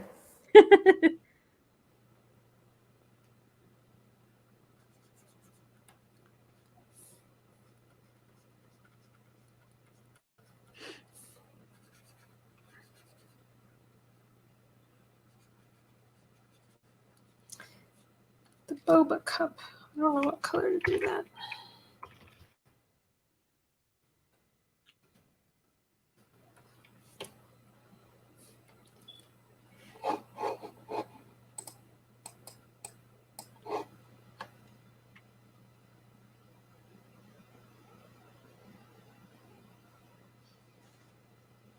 I just really want some Why boba tea real bad. Oh, dude, same. So someone was asking, why does the word kappa turn into an emote?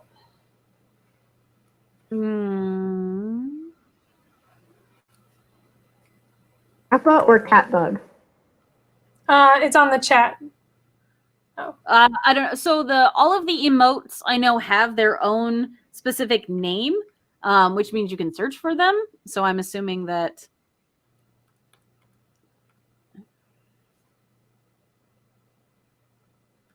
I'm dumb and I just realized where the public chat is. I just did not switch the tab. And I'm like, how does everyone see what people are saying? And instead of asking, I just went on a stream and a half, not knowing. You're It's fine. right there. It's literally right there. I could have also given you guys a rundown of stuff at some point, but I never did. So Yeah, see, it's mommy's fault. It's not our fault. We're innocent.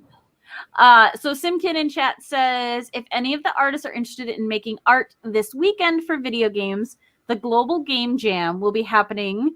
Some start Wednesday since it's going completely online. Great way to meet the local game makers in your area. So I'm assuming with places like Pittsburgh or New York City and stuff like that, you'll probably have more. But yeah, if that's something you're interested in, that's a cool thing happening this weekend. I participated in a game jam once, and it was grueling. Actually, not just once. I participated a few times when I used to live in Albany. It was really funny. The game jam is obviously set up as its own company, and then we were a video game company, like a pretty substantial one. But still, a lot of our members were like, "Oh, we're going to go do the game jam," and so it was a lot of these good opportunities for some brand new high school kids and college kids actually being able to work with industry professionals that were working on AAA titles, and you're having this group project, with this almost mentorship thing. So it wasn't anything that the company asked us to do. It was just something where we all kind of communally were like, no, that seems like a good idea. And so I participated in a few game jams. Maybe we just bit off more than we could chew, but they were definitely, some other people can attest to their personal experience, but wow, I was exhausted by the end of it. But we made some pretty cool games. The nice thing about that, oh yes, it was VV, yeah. So it was when I was working at Vicarious Visions, VV in Albany, that, again, not from the company, but just us as individuals were like, we're gonna go do this thing and make a game in a weekend. And yeah, I don't regret doing it, but I regret the sleep. That's how I always felt about the 24-hour comic day, where I was like, this sounds so fun. And then in hour 13, I'm like, I have made a terrible mistake. That I don't know about, but I'm assuming from the title you draw an entire comic in 24 hours.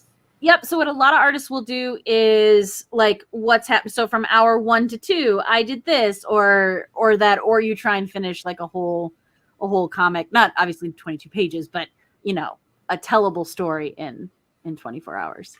Yeah, it's insane.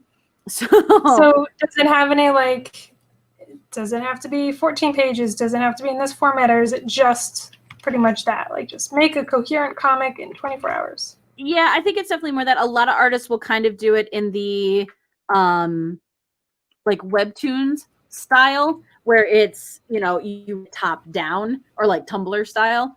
Yeah, and it just there. So that scroll style where it's designed to scroll downwards. I can't. How does that work? I'm not like that. I don't make webcomics, but I read them avidly, and I do really like that style. Yeah, no, I'm coming around on it, and it's a very different way to think about creating comics, which is kind of cool. So I appreciate that.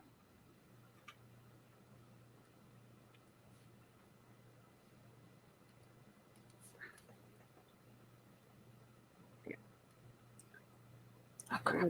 What layer? I have have a lot of respect for people who can do game jams and art jams because I've been invited to do many, particularly when I was working for a gaming company. And everyone's like, you have to do it. You work for a gaming company. And I'm like, but I do this thing that you want me to do every day. But this is my job. Yeah, like, can I have my weekend? I want those 2 days to not make games. Yeah. Oh, Simkin, I just saw your post that you got a bunch of old furniture and art. Was that like a few years ago when they moved, or was that sometime sooner? Because do I know Simkin? No, well, probably not. I know them, him, not them, him through the botched community, the raid that we had at the start, and through Soapbox Clocks, who is Nicole's fiance. So this is just one of those really cool, like, small world things. Yes. Yes. I love those. Finding out that they're not actually that far from where I live. And I was like, oh, it is. I mean, Nicole is, but her fiance not. That's cool that someone else had like direct ties to the company I worked at. I don't know. That makes me happy. Yeah.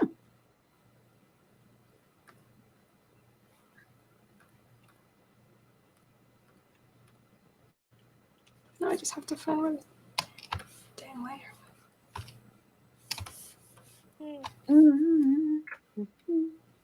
Okay. That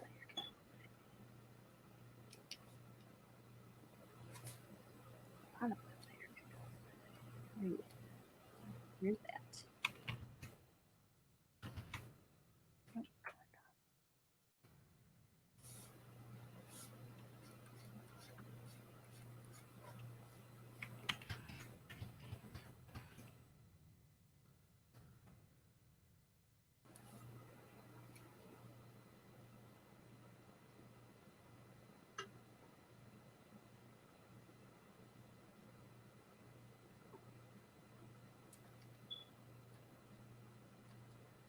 Oh, Delphine Raven, thank you for explaining.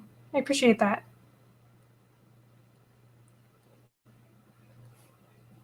That is very cool.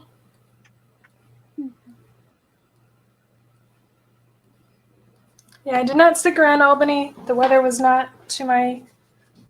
No, never. Never that weather again in my life. But I was glad I went there. I admire anyone who stays. I'll call out the comment from Randall. Props to anyone who willingly chooses to give up sleep in favor of stress. No, thank you. Yes, Randall, that's why you have better skin than all of us, because you make smarter decisions. That's true.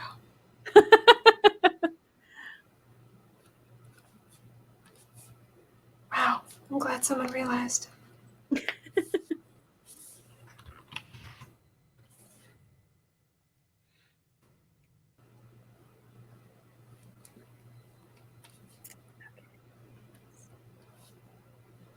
Right, so I just need to do that.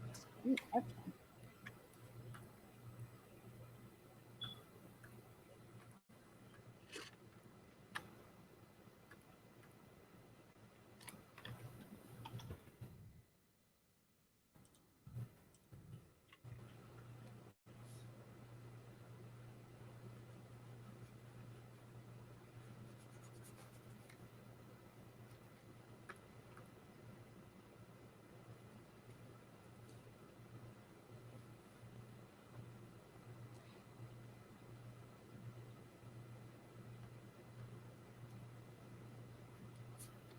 I feel confident I can usually highlight almost anything except cylinders still.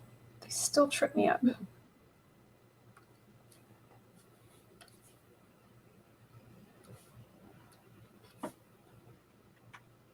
It's like you can highlight a whole person, but then you give me a cylinder. What are these shapes even, really?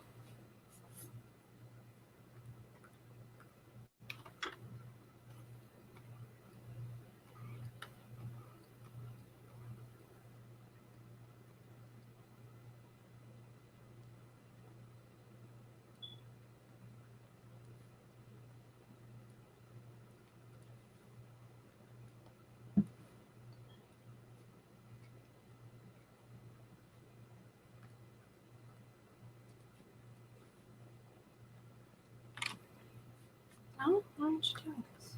Oh. So I want to put that there. That.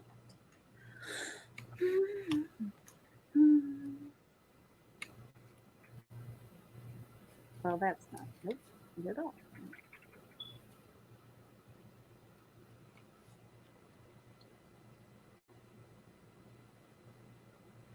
Oh, yes, the smoke detector battery might be mine. I was wondering if it was mine. I didn't realize you guys could hear that because I have my noise canceling headphones on, and I apologize for that. That is probably me, and I think I even like made a post about it this morning, but I have an irrational fear of changing smoke detectors. So that is entirely my fault. Good job on 2 different layers. I did because I'm a maniac.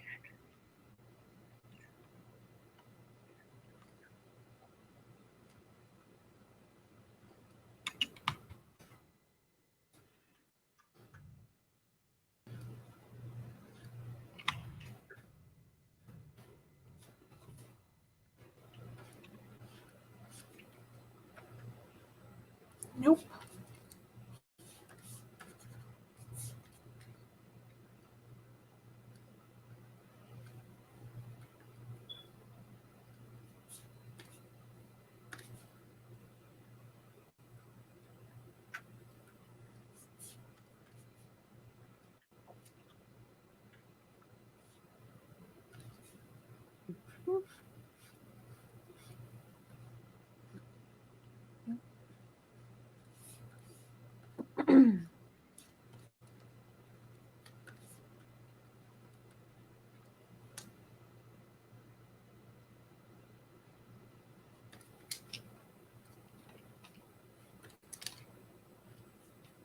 No.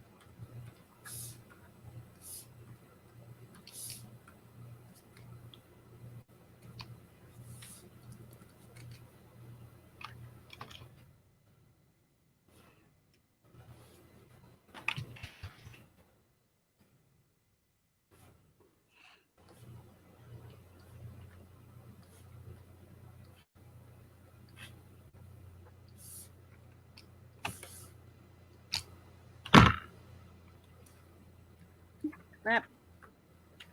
Yes. That's fine. Okay. Da-da-da-da. Oh, to your cylinder comment, Kristen, Randall was saying, my brain melts when I have to shade and highlight a neck. Stupid effing neck. Accurate. Necks are stupid. Why do we need them?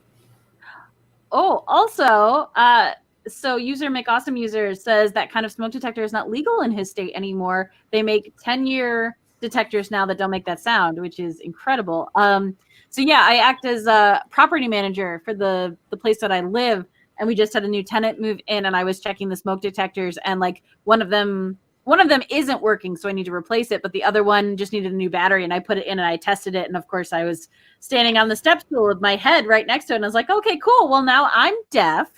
But yeah, it's working, so that's cool.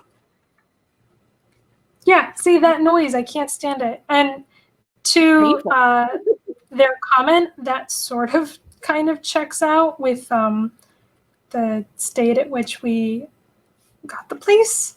It was one of those really interesting situations where you can't tell if they were just being really frugal or or what, but the people before us took everything, including like the light bulbs, and they did take I think they took the batteries out of the smoke detectors, but the smoke detectors were here, or it was something like that. But there was an issue with the smoke detectors. Oh, it wasn't that they took the batteries out of them. It was that they must have put in batteries that were already going bad, because they immediately, like within the same month that we moved in, every single smoke detector in the house started beeping. Not at the same time, but like, sequentially throughout the days. Yeah. So it's like they all had to be replaced. They are connected to we were told that they were connected to the electricity, so that you should run off electricity in the batteries just in case the power goes out. But we're pretty sure that's not the case. We're pretty sure there's something fishy going on. So yeah, I would not be surprised if they were, and if something was going, if they were old, I should say.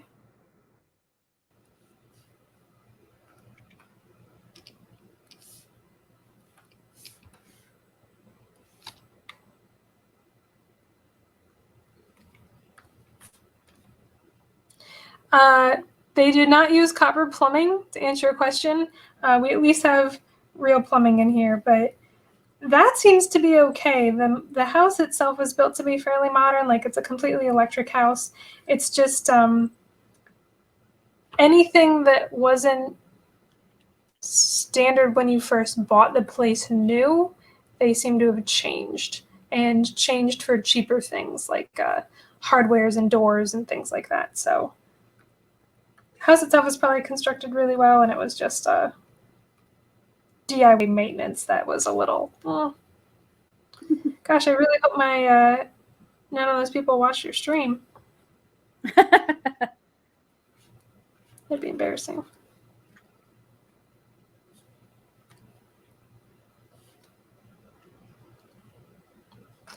Yeah, the house you gave us was super shitty. Thanks, guys. I didn't know that you were going to hear that.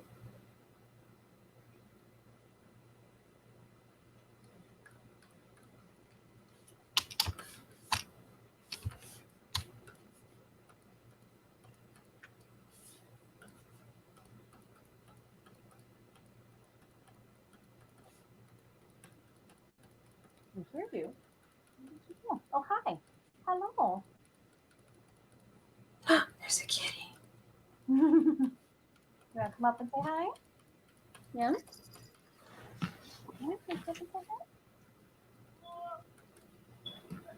Oh, get tangled up. Oops, sorry, bumped your head. Hello.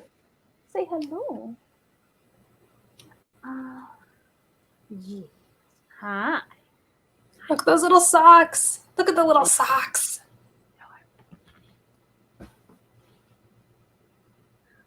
Yeah? What do you think? Do you have a good nap? Yeah. I'm jealous. My cat is not near me. We were quite rambunctious earlier, so I was a little bit worried that she was still going to be tearing around when I was trying to draw. But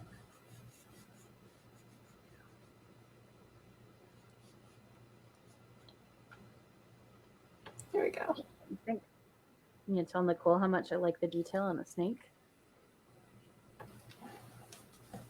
Thank you. I don't know. I'm trying to make it better. No, it looks really cool. The colors are great. Yeah, I like the Papa Red. Mm-hmm. It's great.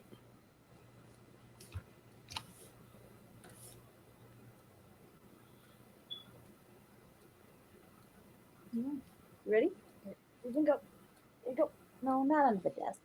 Be free. There you go. No, not that free. Well, actually, that's part of why she's wearing the collar that she is now, because so she started life as an outdoor cat and has since been brought inside, but she's recently had an increased fascination with the outside, and I have a little bit of a worry that she's going to make a break for it one of the days when I come home. So I got her the collar that has a nope, I'm an indoor cat, and here's where you take me back to if you find me out in the wild. She's not quite a door dasher, but she's probably going to become one. She has thoughts of it, which I think is funny because she was definitely the like, oh no, I don't want to be outside when she lived outside. So I think it's just the, grass is greener. But what's out there? Things that I can mess with and chase and play with.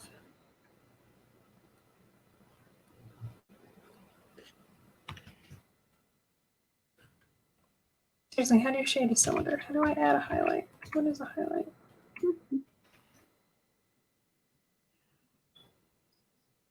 Ask the fundamental questions. What is a highlight anyway?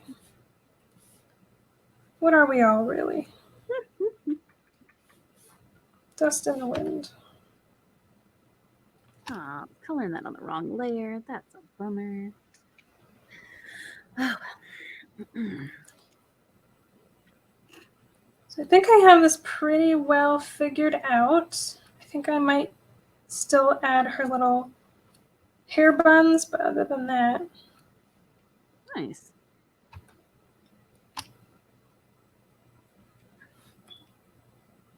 I think the hair buns frame it a bit.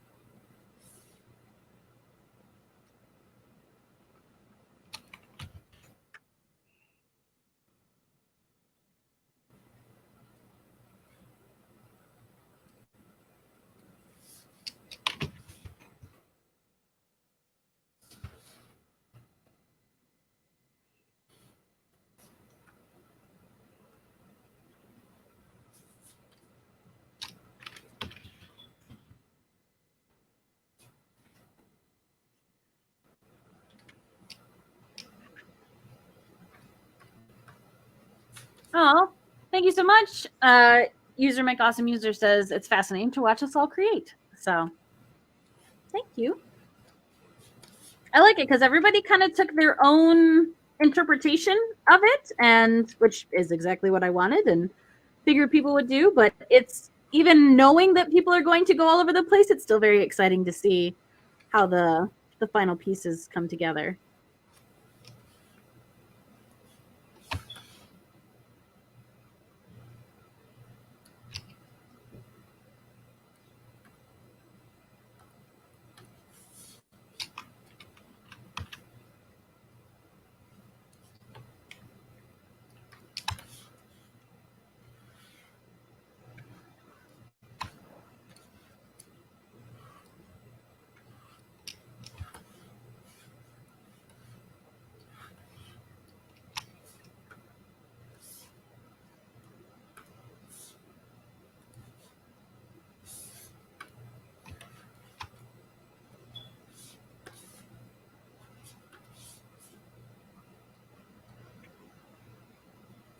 It is. Put that on the right.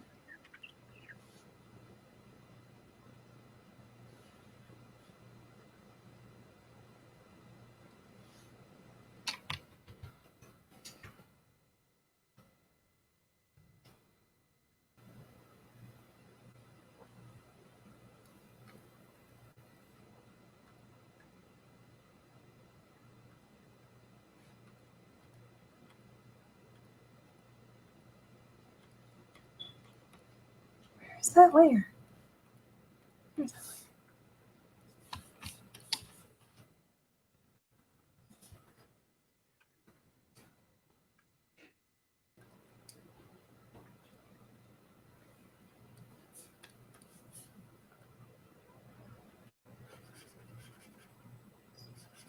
I'm not convinced that the smoke detector is Kristen's.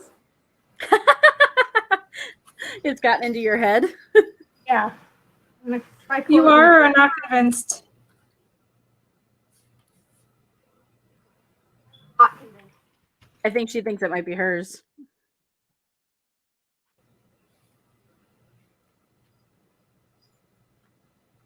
No, don't even think about it. Don't even think about it. You definitely don't need coffee. That's what you definitely don't need. It's closing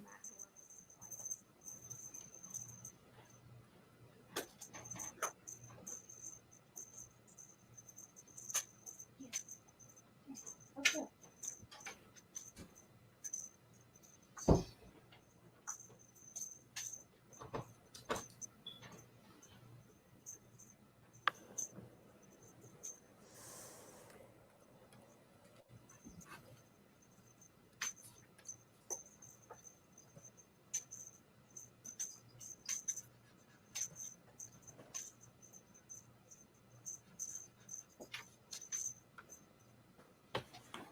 Yeah, that sort of kind of works.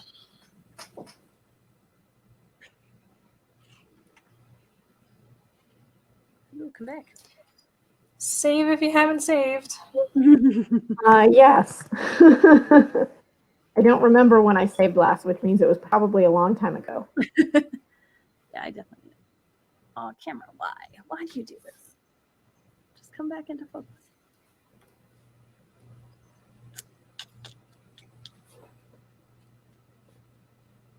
There you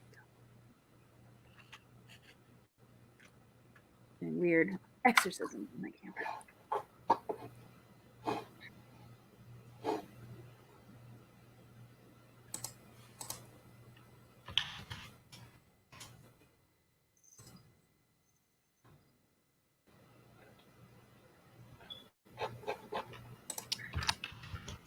It might be Kristen's. We're still debating on this. I closed the door and I think there's no way that if that beep was making that, if the beep was in my house, it would happen the way it happened. The beep is Or coming I'm doing from some the sort house. of crazy psychological warfare on you.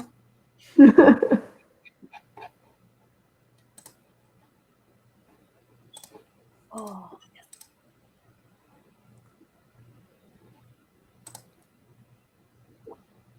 I mean, don't put that past me.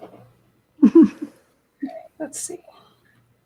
I mean, there was the time that you rearranged, like, took DVDs out of their cases. Sure Out of like, did. it was like 30 or 40. And there was no rhyme or reason on which one went where. Nope, that was pretty bad of me. And I did it. That was a quality prank. I was very angry at the time it happened, but 100% quality prank. Every time I visit Randall and Sarah in Pittsburgh, they would mistakenly leave me alone for a period of time, and then I would always do some horrible thing. I remember I left a bunch of boo like stickers everywhere. Those weren't Like just bad though. boo. No, That those was weren't. like adorable. Well, you still And haven't for found like all. months, I kept finding them. Yep, that was fun. I liked that one. But there was a few other things I did. Gosh, I can't remember. I don't really do it too much anymore. You know, because Sarah's gone. Where's the fun? To say I no longer live there. Randall I says the feel boo like- in the bathroom still exists. Yes. Well, it did when I moved out, so I assumed it didn't move. I have no knowledge of it moving, is what I mean.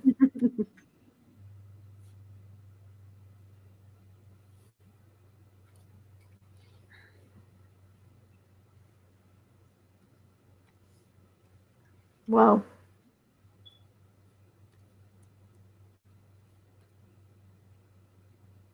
No. Did it with the wrong color. Why do I do things?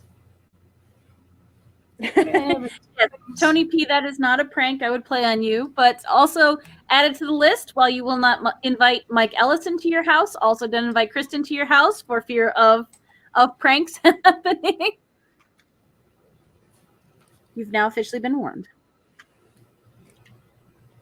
The boos were Now fun. I've been denied every entry in everyone else's house. I miss the booze. When the booze ran out, it was sad. Some of them I'm fairly confident you guys haven't found yet. I feel like I would have heard about it. Like at least I would have gotten a message from Randall saying, like, how did you get up there? There's no supports or something.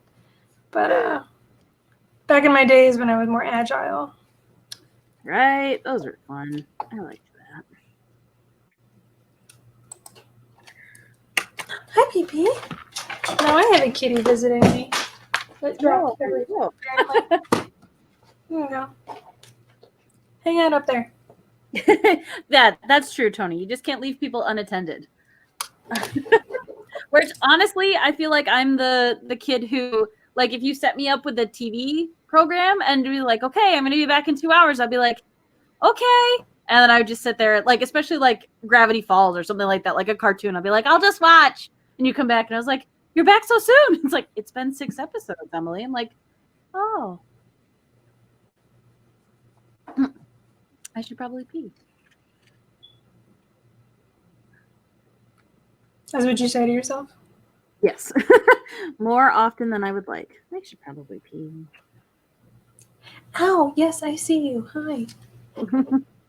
Love me. I'm getting scritches demanded of me. Off camera, of course, because she can't be cute on camera. Denying us internet fame, Cat. No, you're just gonna scoot your butt off to the side? Okay.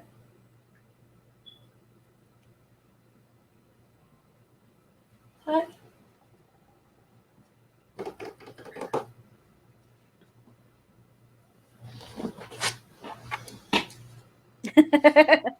Yes, Tony, also that set me up with a video game because I swear time moves differently whenever I play video games. I'm like, I'm just going to play for like 2 hours. And then, I'll play Spyro and be like, oh, just one more level. It hasn't been that long. 5 hours later. I was like, oh, no. I had things I was supposed to do today.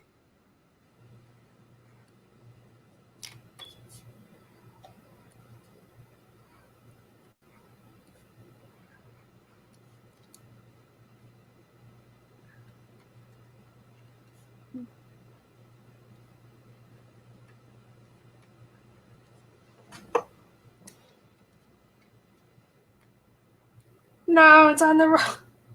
Put it on the same layer. God dang it. For Crumb and Nitley.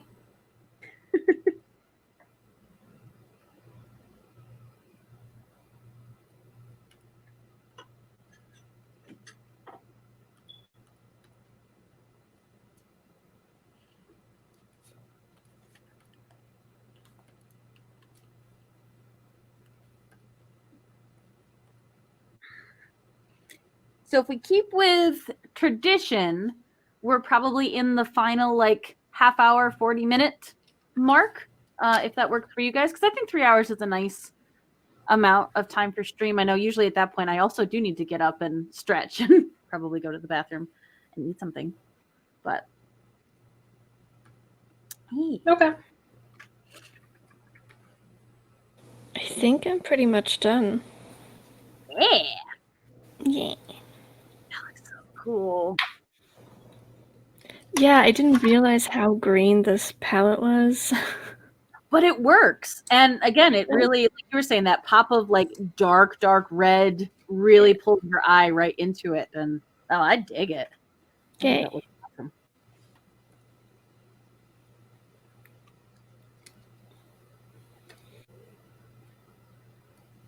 It does from the swatches looks like it's more balanced between the kind of purpley red and the greens. Mm-hmm.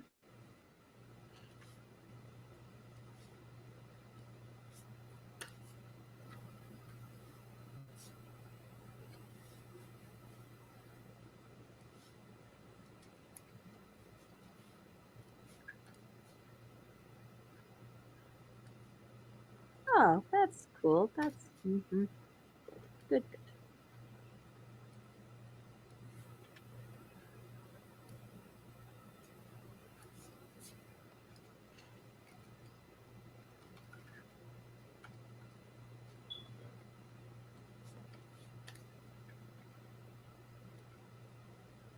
I'm just taking it as a big win because I'm a lot closer than I have been with any of the other challenges that we have done. So that's a win for me. That's a good way to frame it.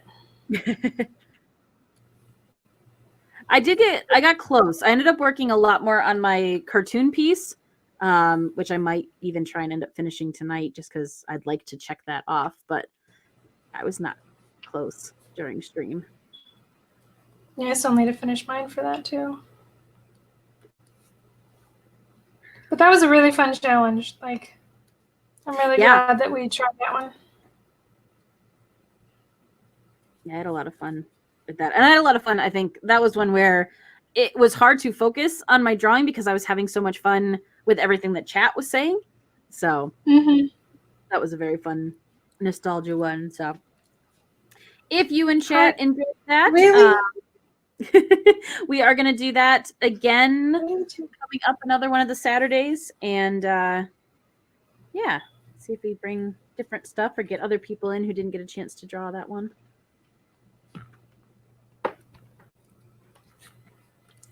Now you're going to go pout. Okay. Maybe for the next one, Emily will draw one character instead of 5, like a stupid head. To be fair, we all kind of showed up with multiple characters, so it's kind of hard not to succumb to peer pressure on that one. Well, I just love that you had like Jeff and Megan who were like, yeah, we finished ours. I was like, because you planned really well. I did not. True that. Oh, yay. So Randall says, so Hebe Buffet, he is also a Twitch streamer. So you can go and follow him, but he commented how much fun the cartoon stream was and loved how interactive we were. So yeah, no, that's good to hear because that was definitely, it was a big fun part for me as well. Getting to have that. Cool. Colored on the wrong layer again. Good. Good. Which hopefully for any of you had already mentioned the one that is audience-based prompts. Having a good redux of an audience for that one. Yeah. And what's nice too is I know at least I'm comfortable with, we can have prompts that come into us before the show. They don't just have to be, in the moment while we're on stream. We have that flexibility, which is nice.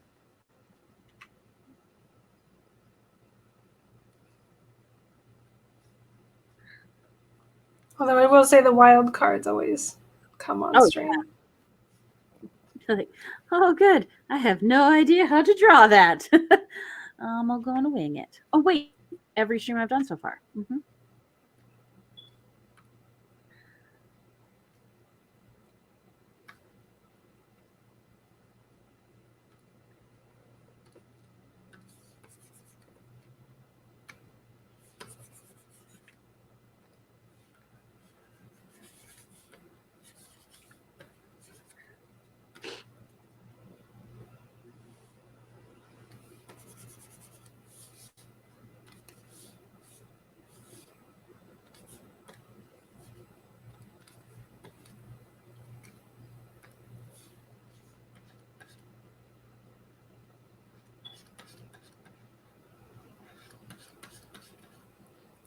I will say that I did sort of pre-game this challenge during the week where I drew something different.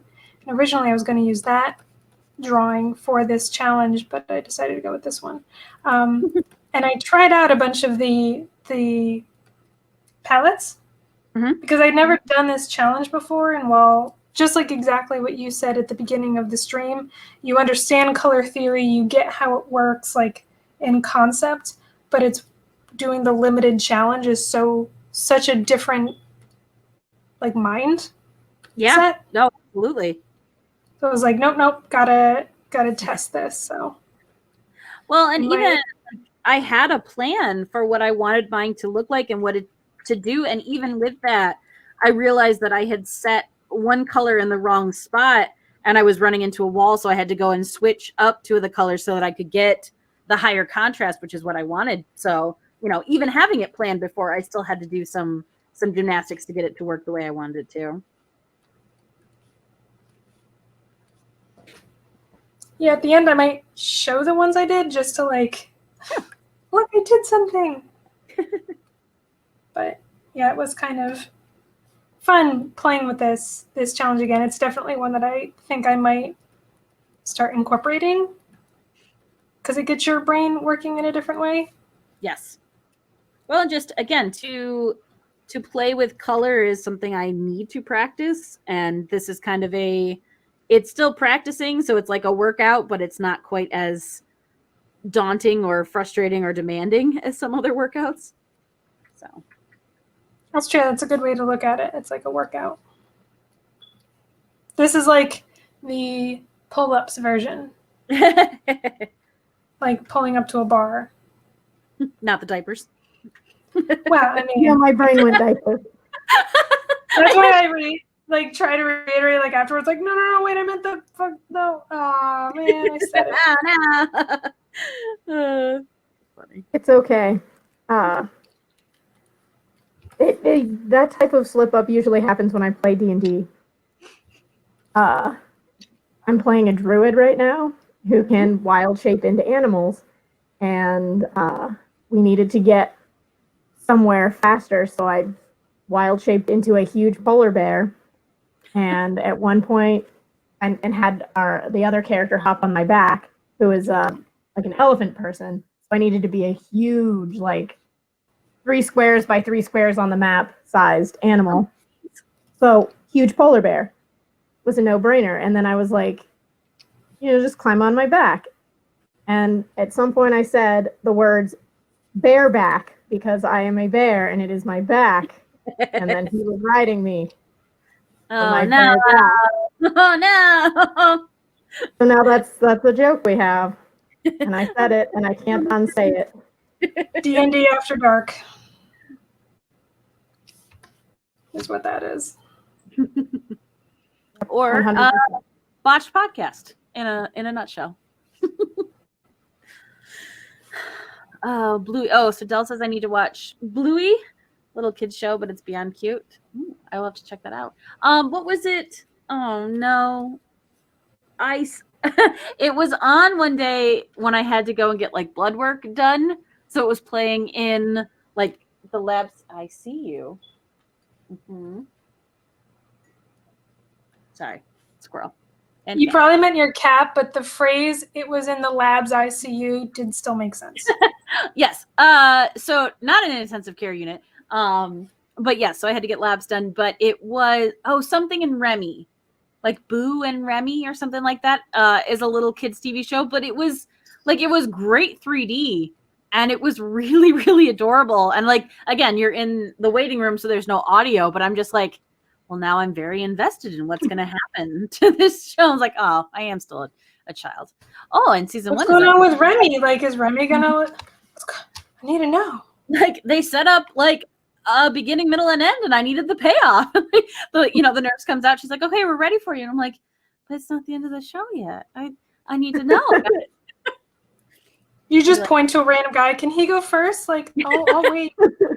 Like, Miss Swan, you're in your 30s. This is meant for 4-year-olds. And I was like, well, You shouldn't have written such compelling characters then. I was waiting to have my tires changed at Walmart, which is one of the only things I go to Walmart for, because it's their auto center is actually pretty good. it's very convenient for me. And But then I was like, well, I guess I'm walking around Walmart for the 45 minutes I have to wait till my tires are done. And I went through the toy section and just looking at all of the toys, and I think I saw that Bluey cartoon character, and I was just like, what is this? This is so cute. I want more of this. So, Wait, is knowing that the that one the- with the dog family? yeah. They're very like square. Yeah, they are adorable looking, and I'm like, I want to. I have seen those. They are adorable. What's the like the Bears or something like that? Like that's kind of the name of it, but it's not the full name of it. We Bear Bears. We Bears. Yes, I love that style. I can't draw it at all because it's deceptively simplistic, but I enjoy it. Yeah, We Bears. Hey man, Tony P, I have a younger sister. I watched a lot of Blue's Clues, and I will still sing you the male song, as in MAIL, on command because I enjoyed the male song. Yeah, and anytime I get the mail, that's when you sing that song. When you sing the song, you gotta sing the song, or how else will you know That there's mail. There's mail. It's mail. And then it will never fail. It makes me want to wag my tail. Because I want a whale. Hey, speaking of whale, Kristen, to answer your initial question, this is what I'm drawing. A rock theme. So a lead singer and a guitarist on a. Nice. I love the lighting, the stage lighting. Thank you. It makes me think of that Scooby-Doo movie. Is it The Witch's Ghost? Okay. There's a like witchy rock band. Ooh, I like that. And they definitely had the pose with the chick guitarist leaning back and Yeah.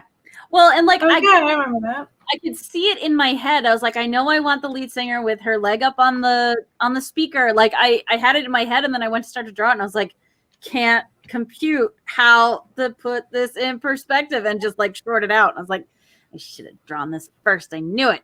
But we got there. Because yeah, like the bright green, like all I could think of was like, crazy dyed hair and stage lights. So yeah. It was fun.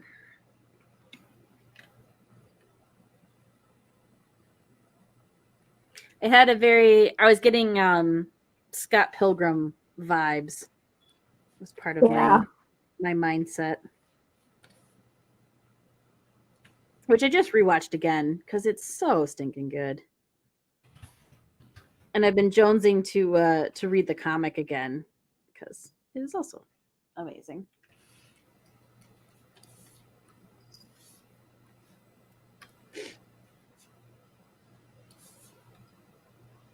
Time. There we go. Now her body doesn't just end in space.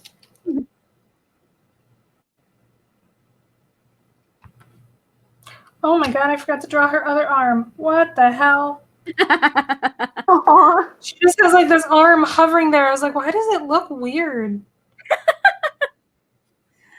Oh. Yes, Tony P, there is a new Scott Pilgrim game, and it looks dope. It looks so cool. Actually, I don't know if either you, Sarah, or Kristen are friends with Ian Casimir on Facebook, but he was posting about it, and it looked so cool. So, oh no. Lost her.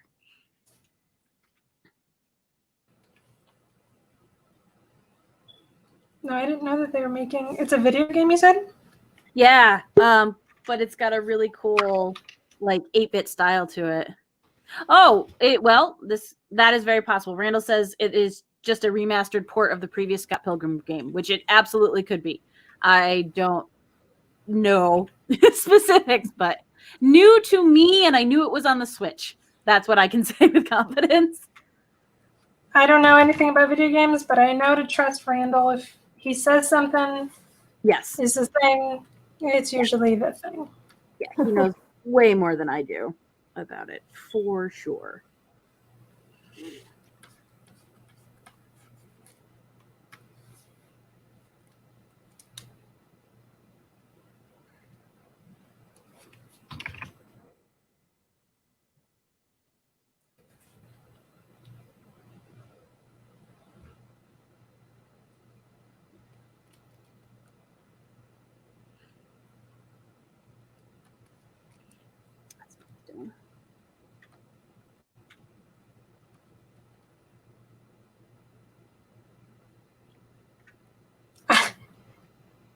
You're not the one with the video game problem? Okay. Sure. Tell yourself that, sweetie. Okay, yes. Tony P also says remaster plus downloadable content now on Switch. Yes, Randall, you're in good company.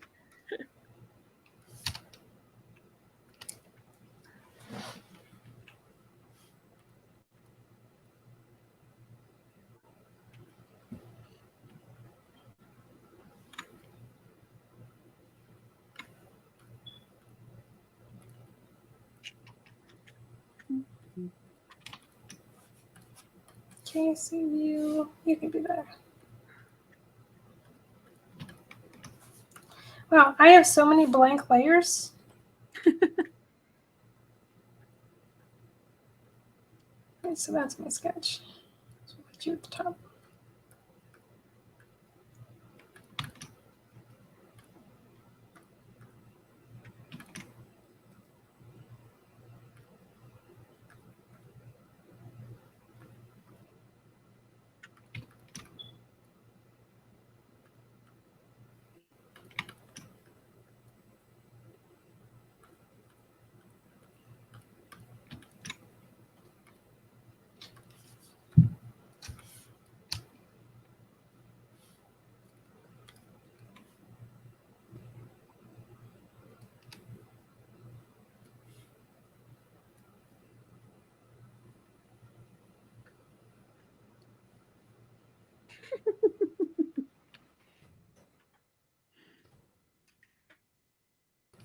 Also, Andy Mentor, how the heck are you? I feel like I have not actually talked to you in forever, and it's nice to see you. What's up, Andy?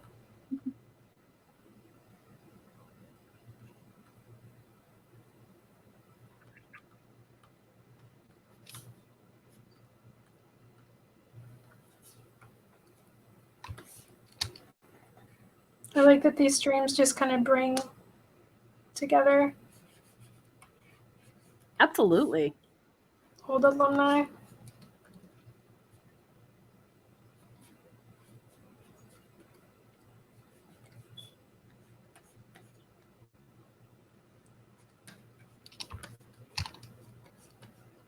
Here we go.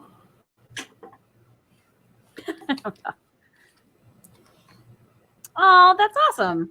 I mean, hopefully you still get paid, or at least it was good to not be at work today. But yeah, I'm so happy you came and hung out. I am also terrible at keeping up with anybody beyond like my immediate 5 people and my family. So yeah.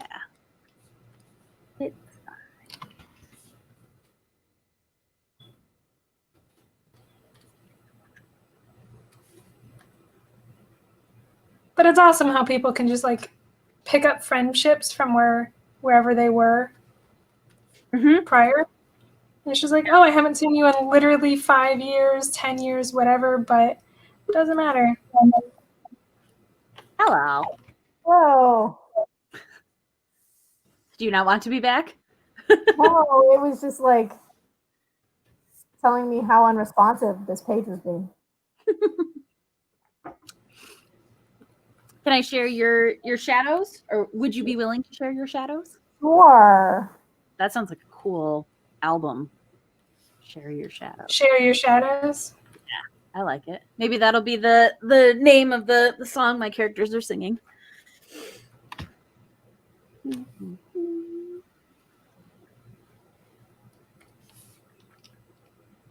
right. All right, here we go. Look at them. Oh, my super cute. I love the shapes you put behind them. That looks dope. That That's shows cool. like the palettes and everything. Yeah, I love that. Not completely happy with the leaves. Those will probably get changed. But Could you make them a little bit bigger and move them a little bit more behind him or her? Behind the yep, band? that's what I was doing. That's why I was like, I could nudge forever, or I could like not look at it for a while and then Yep. change it later. Yep. No, that looks so cool. Though they're so That is fun. stinking cute. It is.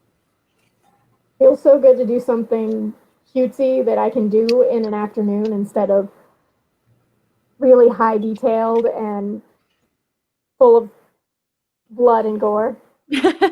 Well, and like you said, like there's something beautiful about a self-contained piece. You know, there's so much stuff that I'm working on that's either an ongoing thing or a commission that I want to keep tweaking until it's just perfect. And so to have a piece that's like, no, it's done. That's it. I don't have to do anything more with it. It's just this piece and then it's done. So Slayer Braxis says, love them. So Aw. Andy Mentor gave an eep, which I think the eep was for you. That's Andy speak. The eep. For stinking adorable. Give the Yes, screen back. Dell also says they make a great t-shirt, which I absolutely agree. I have to agree too. I feel like you just need like choose your fighter or something, or choose your weapon or something like that underneath, and Yeah. oh, it's so cute. I love Going to relinquish screen. it. Well, I like it too because you could also do like you bust a thicker white outline around them, and they'd be cool stickers too. That's true. I don't do a lot of designs that fit well within a sticker.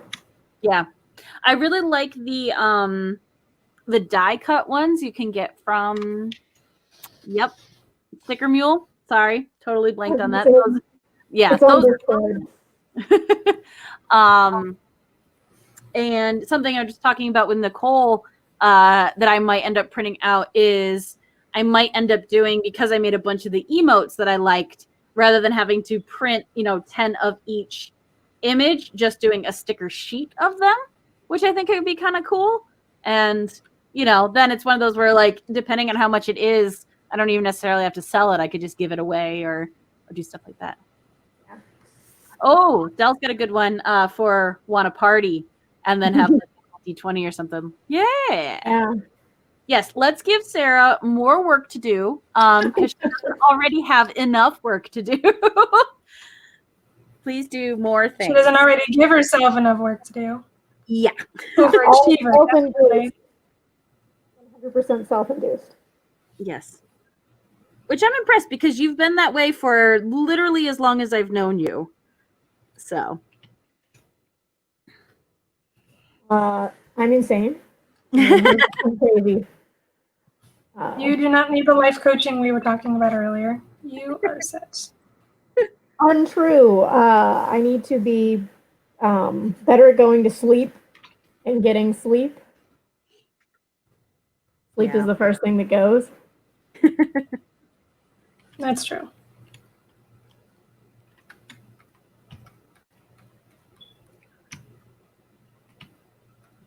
Tell you what, though, I would take you as a partner on a project any day because, yes, that's a really good way to put it. Dell says we just want to make her awesome work for her. And that's, I like it.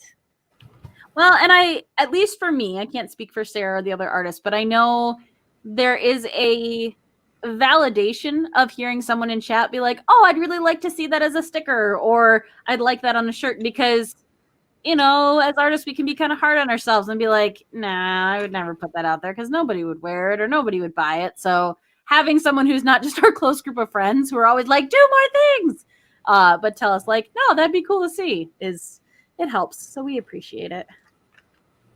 100%. Yeah, I'll second that. I was nodding the whole time. So I saw. As I tell my mom, she's like, I can't hear your head shake on the phone. Well,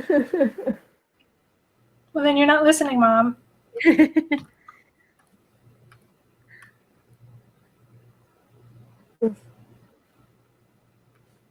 Okay, so it's totally unrelated to anything, but I was just thinking, how old are your nieces now, Sarah?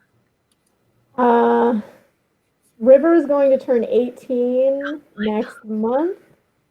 Sky will be 21 in June. That's insane. Yeah, every time I think about it, I throw up a little. Because they were wee. Like when they weren't humans yet. And oh my gosh.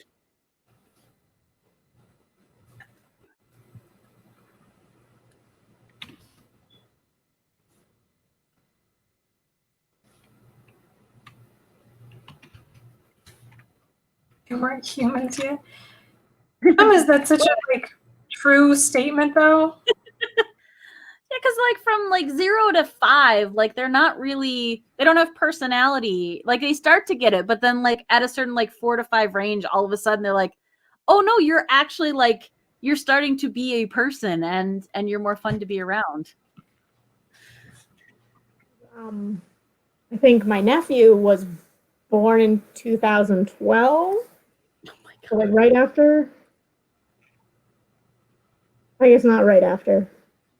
2012? No. That can't be right. I can't math. We used to be math tutors. What? No, it was the summer after I graduated the Art Institute, so 2008. 2008. I think. No. Yes, that makes sense because Sky was born in 2000. Oh, He's yeah. 13. I just mathed the whole wrong backwards. It's fine. Oh, and again, I'm telling you, like I had all of these things that pinned in my brain and then I would move past them and forget. But when calling out to Andy Mentor, I absolutely love the super graphic characters that you've been creating and posting. Those are really dope and I love them. And I like part of my brain understands it because I was like, oh yes, I understand how shapes work. And then I was like, I could never do that because I don't think I could deconstruct a character and put it in that way. And they look so rad. So yeah, that's awesome. Same thought when I see his characters. It's like getting into that mindset to be able to do those geometric shapes. Well, it reminds me of like concept art for like early Pixar movies, like concept art for The Incredibles and stuff like that, where you're just getting like this feel of a character. And even though it's going to turn into something 3D, but it's just got such great personality to it. So yeah, they're awesome. Do you have, I don't want to just share your personal Facebook, but Andy, do you have a link that you could send me that I could post for you on stream? Working on getting a Redbubble. Redbubble. I should consider that too. Sort of thinking about it, maybe. But that's one more thing on top of the things that I do, and it's like I can't add more things into my day without literally not sleeping. It's like, no, we have to take something away first. Yeah, I need to finish a project before I can add more projects. Okay. So Andy, if you send it to me, like through Facebook chat, I can post it. Just because I try and disable links in Twitch stream. Can't talk. In Twitch stream to counteract the bots because I don't want bots doing stuff. It doesn't stop them though. It doesn't. I know. It's all just that like thing to make my brain feel better, even though I know it's a lie. I know. I do the same thing. Well, was it like on Phil's stream? Was it this morning or was it the one recently where they were just going nuts and they were? Yeah, I think he had 3 this morning, which is wild. all this. Yeah, it is a lot of bots. Hey, all right. So,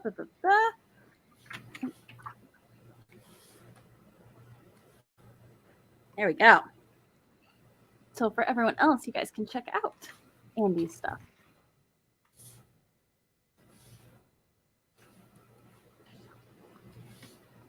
I love the Dragon Ball Z ones so much. Just I love it. Hey, Emily, Yes.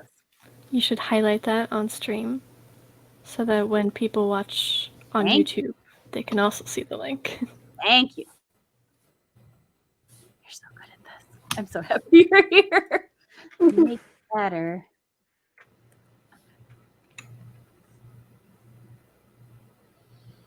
Can't figure out background shapes for this one. Yeah, I feel like I like the idea of the circles because it coincides with the boba. With the circles?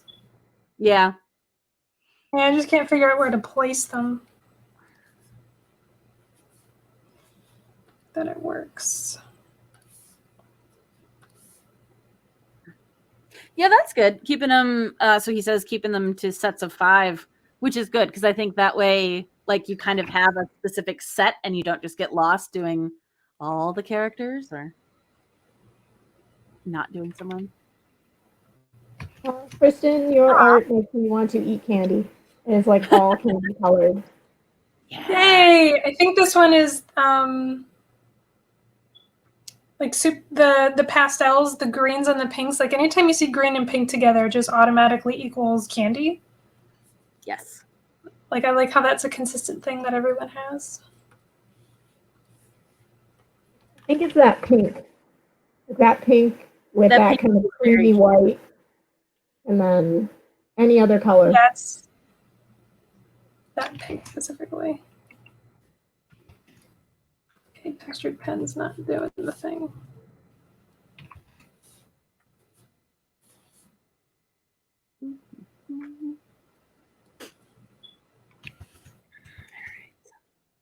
No. What are you doing down there?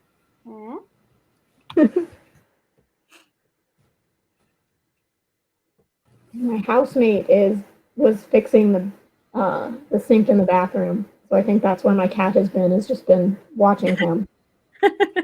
Helping. Oh, she is the best helper. Must be right here or in your lap while you're doing anything. I was painting something for a friend, and of course, she had white paint on several parts of her. Oh, but of course. But it was not from her actually during the helping. It was right after she had to inspect. So she walked around and just like dragged her tail, drug her tail around it. And it was just like, but why? Why? Not hurt the artwork, just all the cats were Croatia. Is that all the colors? Oh, that's funny. You gotta inspect at all times. There we go. I like that a little bit better.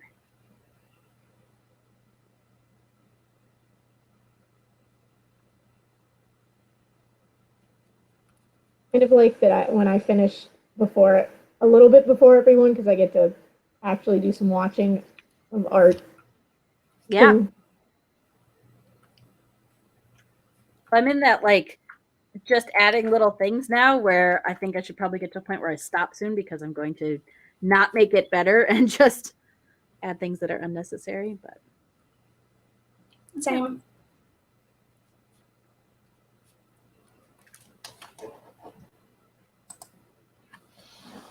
Still wish I could figure out like a good background color. Doing one big circle with a couple little bubbles. Try that.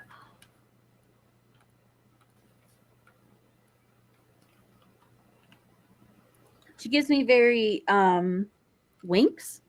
Is that the thing with the X? I might have just been rewatching the series because of the live action. Maybe I was inspired. Yes, Not gonna I like yours a confirm lot better though. Like theirs are a little bit too oddly proportioned for me. It's definitely an aesthetic. Oh, I like that.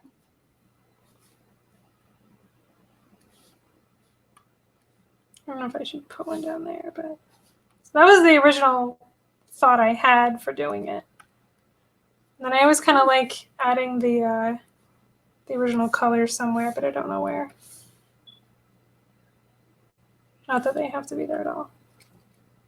But for some reason, I have this titled as Boba Babe because while I was making it, that was just like, oh, that's her name. Like, that's what I'm calling it.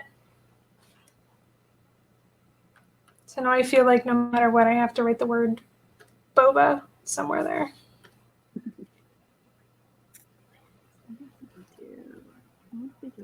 Nope. Like that's her secret agent code name.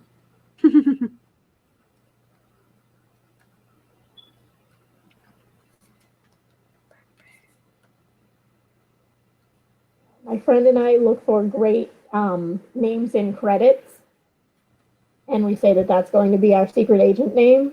And I got a text late, I think it was last night, and it was the name Exotica Fishback. Oh my gosh. It was like, wait, Exotica Fishback? Yes. That's fantastic. First name Exotica. And I don't think it was like a stage name. It was someone who was on the production crew. Bold choice. I like it. Okay. Oh, hey, sign your name and save. All the things. Oh, that's always the thing I never do is sign my name. Nope. I just forget to do that. Constantly forget to do it.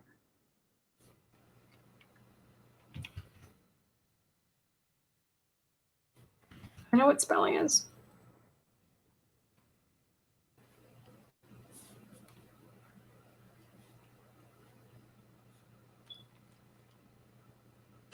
I really just want some boba tea real bad.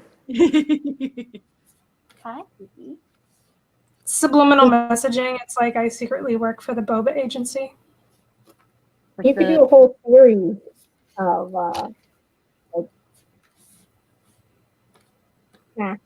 I was gonna say the Josie and the Pussycats movie, which is terribly amazing. Like I love it so much. What are you doing? Huh? We're almost That like early 2000s one. yeah.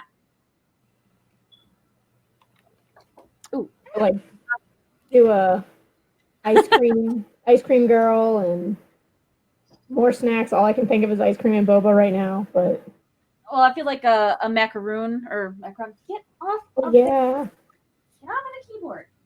What are you doing? You all right over there? Yeah, she's not small. Like, it's fine. So I like Tony P made a comment. You just added 3 circles. Why did it work so well? I was like, always odd numbers, Tony. 3s, 5s, 7s. There, that's the trick. Yep, always odd numbers. Oh. yeah. And Dell said she liked the dark pink behind her. It's very late afternoon practice treats. I like that. Oh, I like this one, Pocky Girl. She's funky. Oh yeah. I like the idea of doing ones that are like tied to that sort of like food culture, like the Pocky, the boba. Yeah. Macaroons, I think, is also like a really good one. Like there's almost this culture that surrounds the food itself. Yes. Because that's definitely a thing that exists. Very much like that specific cafe. Like it's got that color scheme top to bottom in the walls as well as the food.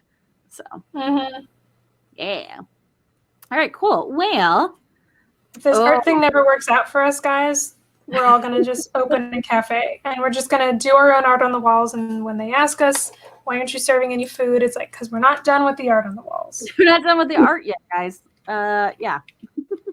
Well, I'll bake the cookies because I've been told many times that's what I should just do. Like, stop everything else that you do and just make cookies. And I'm like, Your cookies are delicious, and I was very happy that you did not make as many of them in college because I would have been even bigger than I already was because your food is delicious.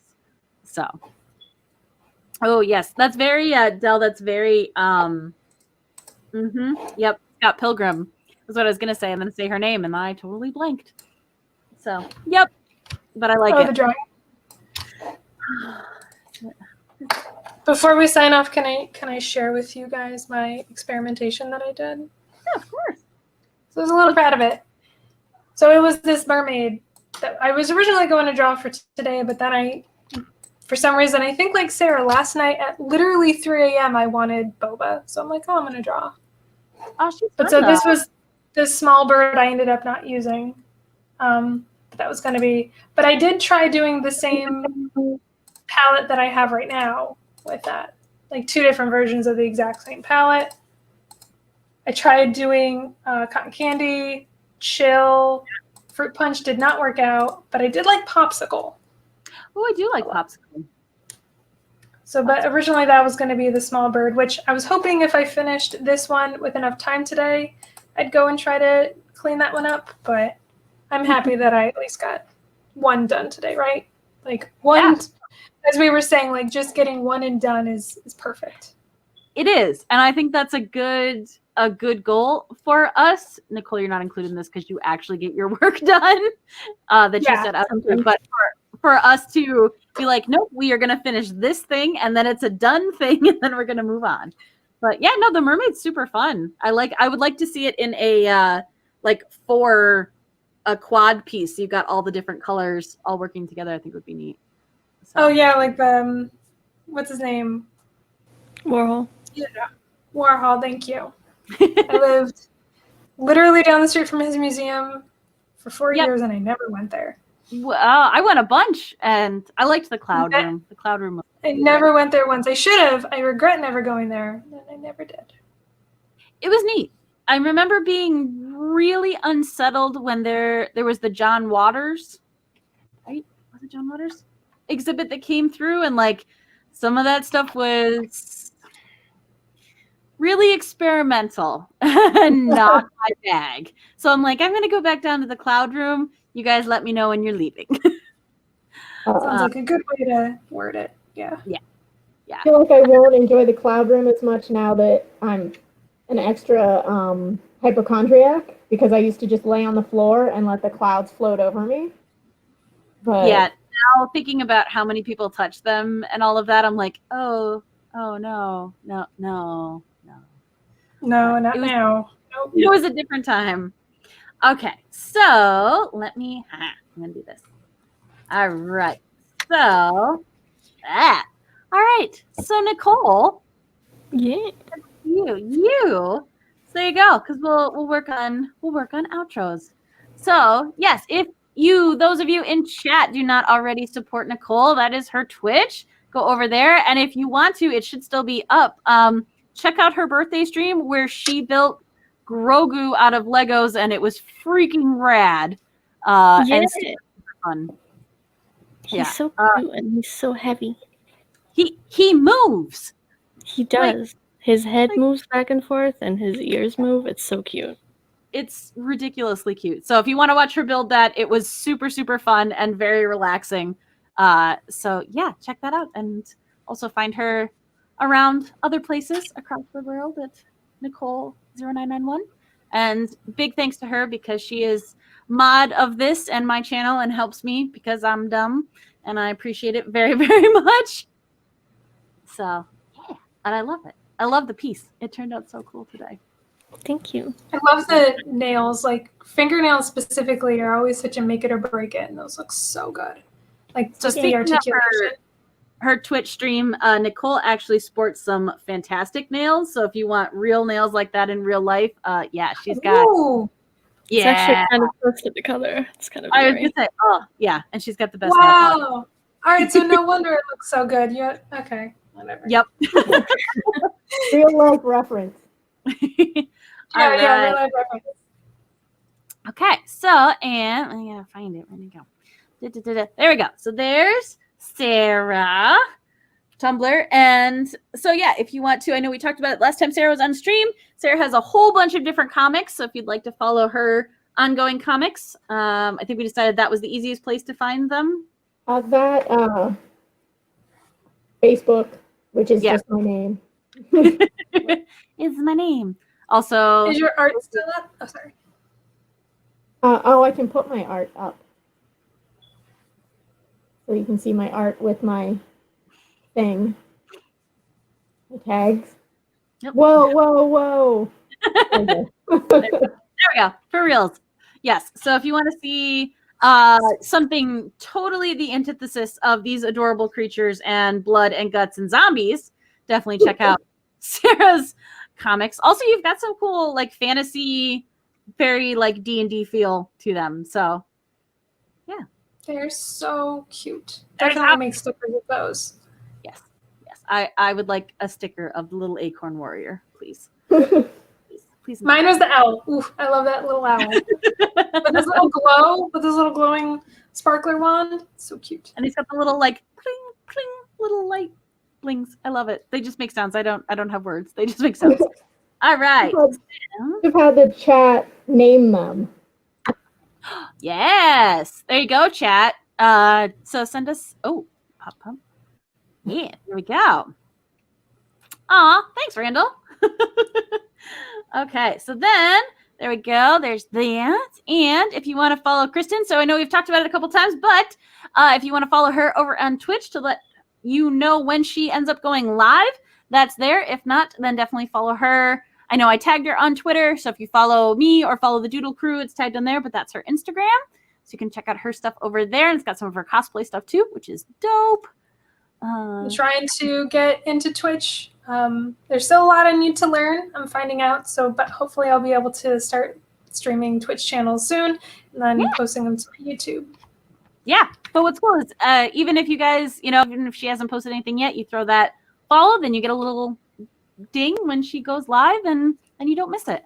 So that would be nice. Yay. Yeah. Hopefully I'll do drawings like this or similar. So yeah. No, it helped me when I had a specific plan of this is what I'm going to accomplish on my stream. Then I didn't just get on there and be like, I don't know how art works. When sometimes when I chat with friends, I'll just be drawing and then we'll be chatting and then somehow the conversation always angles into something really funny that I end up drawing in front. So that was actually the inspiration for doing Twitch, was literally just drawing the humorous situations. I drew all of our friends in these chibi characters before. So those are the kind of stuff hopefully I'll be able to start streaming. Ooh, Sarah, you got some good ones. You've got Ember Heart, Tire, Granite Paws, and Mistania. Oh, those are great names. Those are perfect. Mistania, the owl, Ember Heart, the little fox. Oh, I like it. I love it so much. I just hit print screen. So. Yeah. Awesome. Okay. So you guys can see mine a little bit bigger. So there's my final piece. Yay! I finished. Yay. Personal goal and personal victory for today. So yeah. Tony P says, do it. Stream. Everybody stream. Yes. And if you'd like to follow more of Tony P stuff, you can find him over at YouTube/Tony P Henderson and find him in the Avengers movie. But if you want to see more of my stuff, and hopefully, fingers crossed, I will actually post this, which I was not good about my other pieces yet. But you can follow me Instagram, Twitter, Facebook. I have a Patreon and obviously the Twitch channel here. I usually go live on Fridays with my own art, and then Doodle Crew has a rotating kind of date and time thing because we're trying to pick up a lot of different artists who have a lot of different schedules. So yeah, follow that. It has now, Doodle Crew officially has its own Facebook, Twitter, Instagram as well. And if you are interested about any of the artists, again, awesome moderator Nicole set up a link tree. So if I added that to the Twitter page, and actually added it to all of them. So that is set up. So if you go to any of those places and follow Doodle Crew, it has then one single link that takes you a whole page and has contact information for all of the different artists that you've seen stream. So if you want to follow people but can't remember which episode they were on, now we've got an easy reference for that. And as always, awesome, thank you. Linktree. So yeah, and if you guys have ideas or prompts that you would like to see us draw or tackle, please send them to me. Hit me up.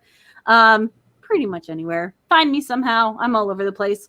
And send me a message. And just a reminder, it's the time where I need to vamp just long enough so that I can pull up the thing that I'm thinking about. So the next Doodle Crew is set for February 4th, which is a Thursday at 6 p.m. And that will be prompts, and that could be prompts from the chat. So if you guys do have ones that you want to save and just throw at us with no prep, that would be your night to do it.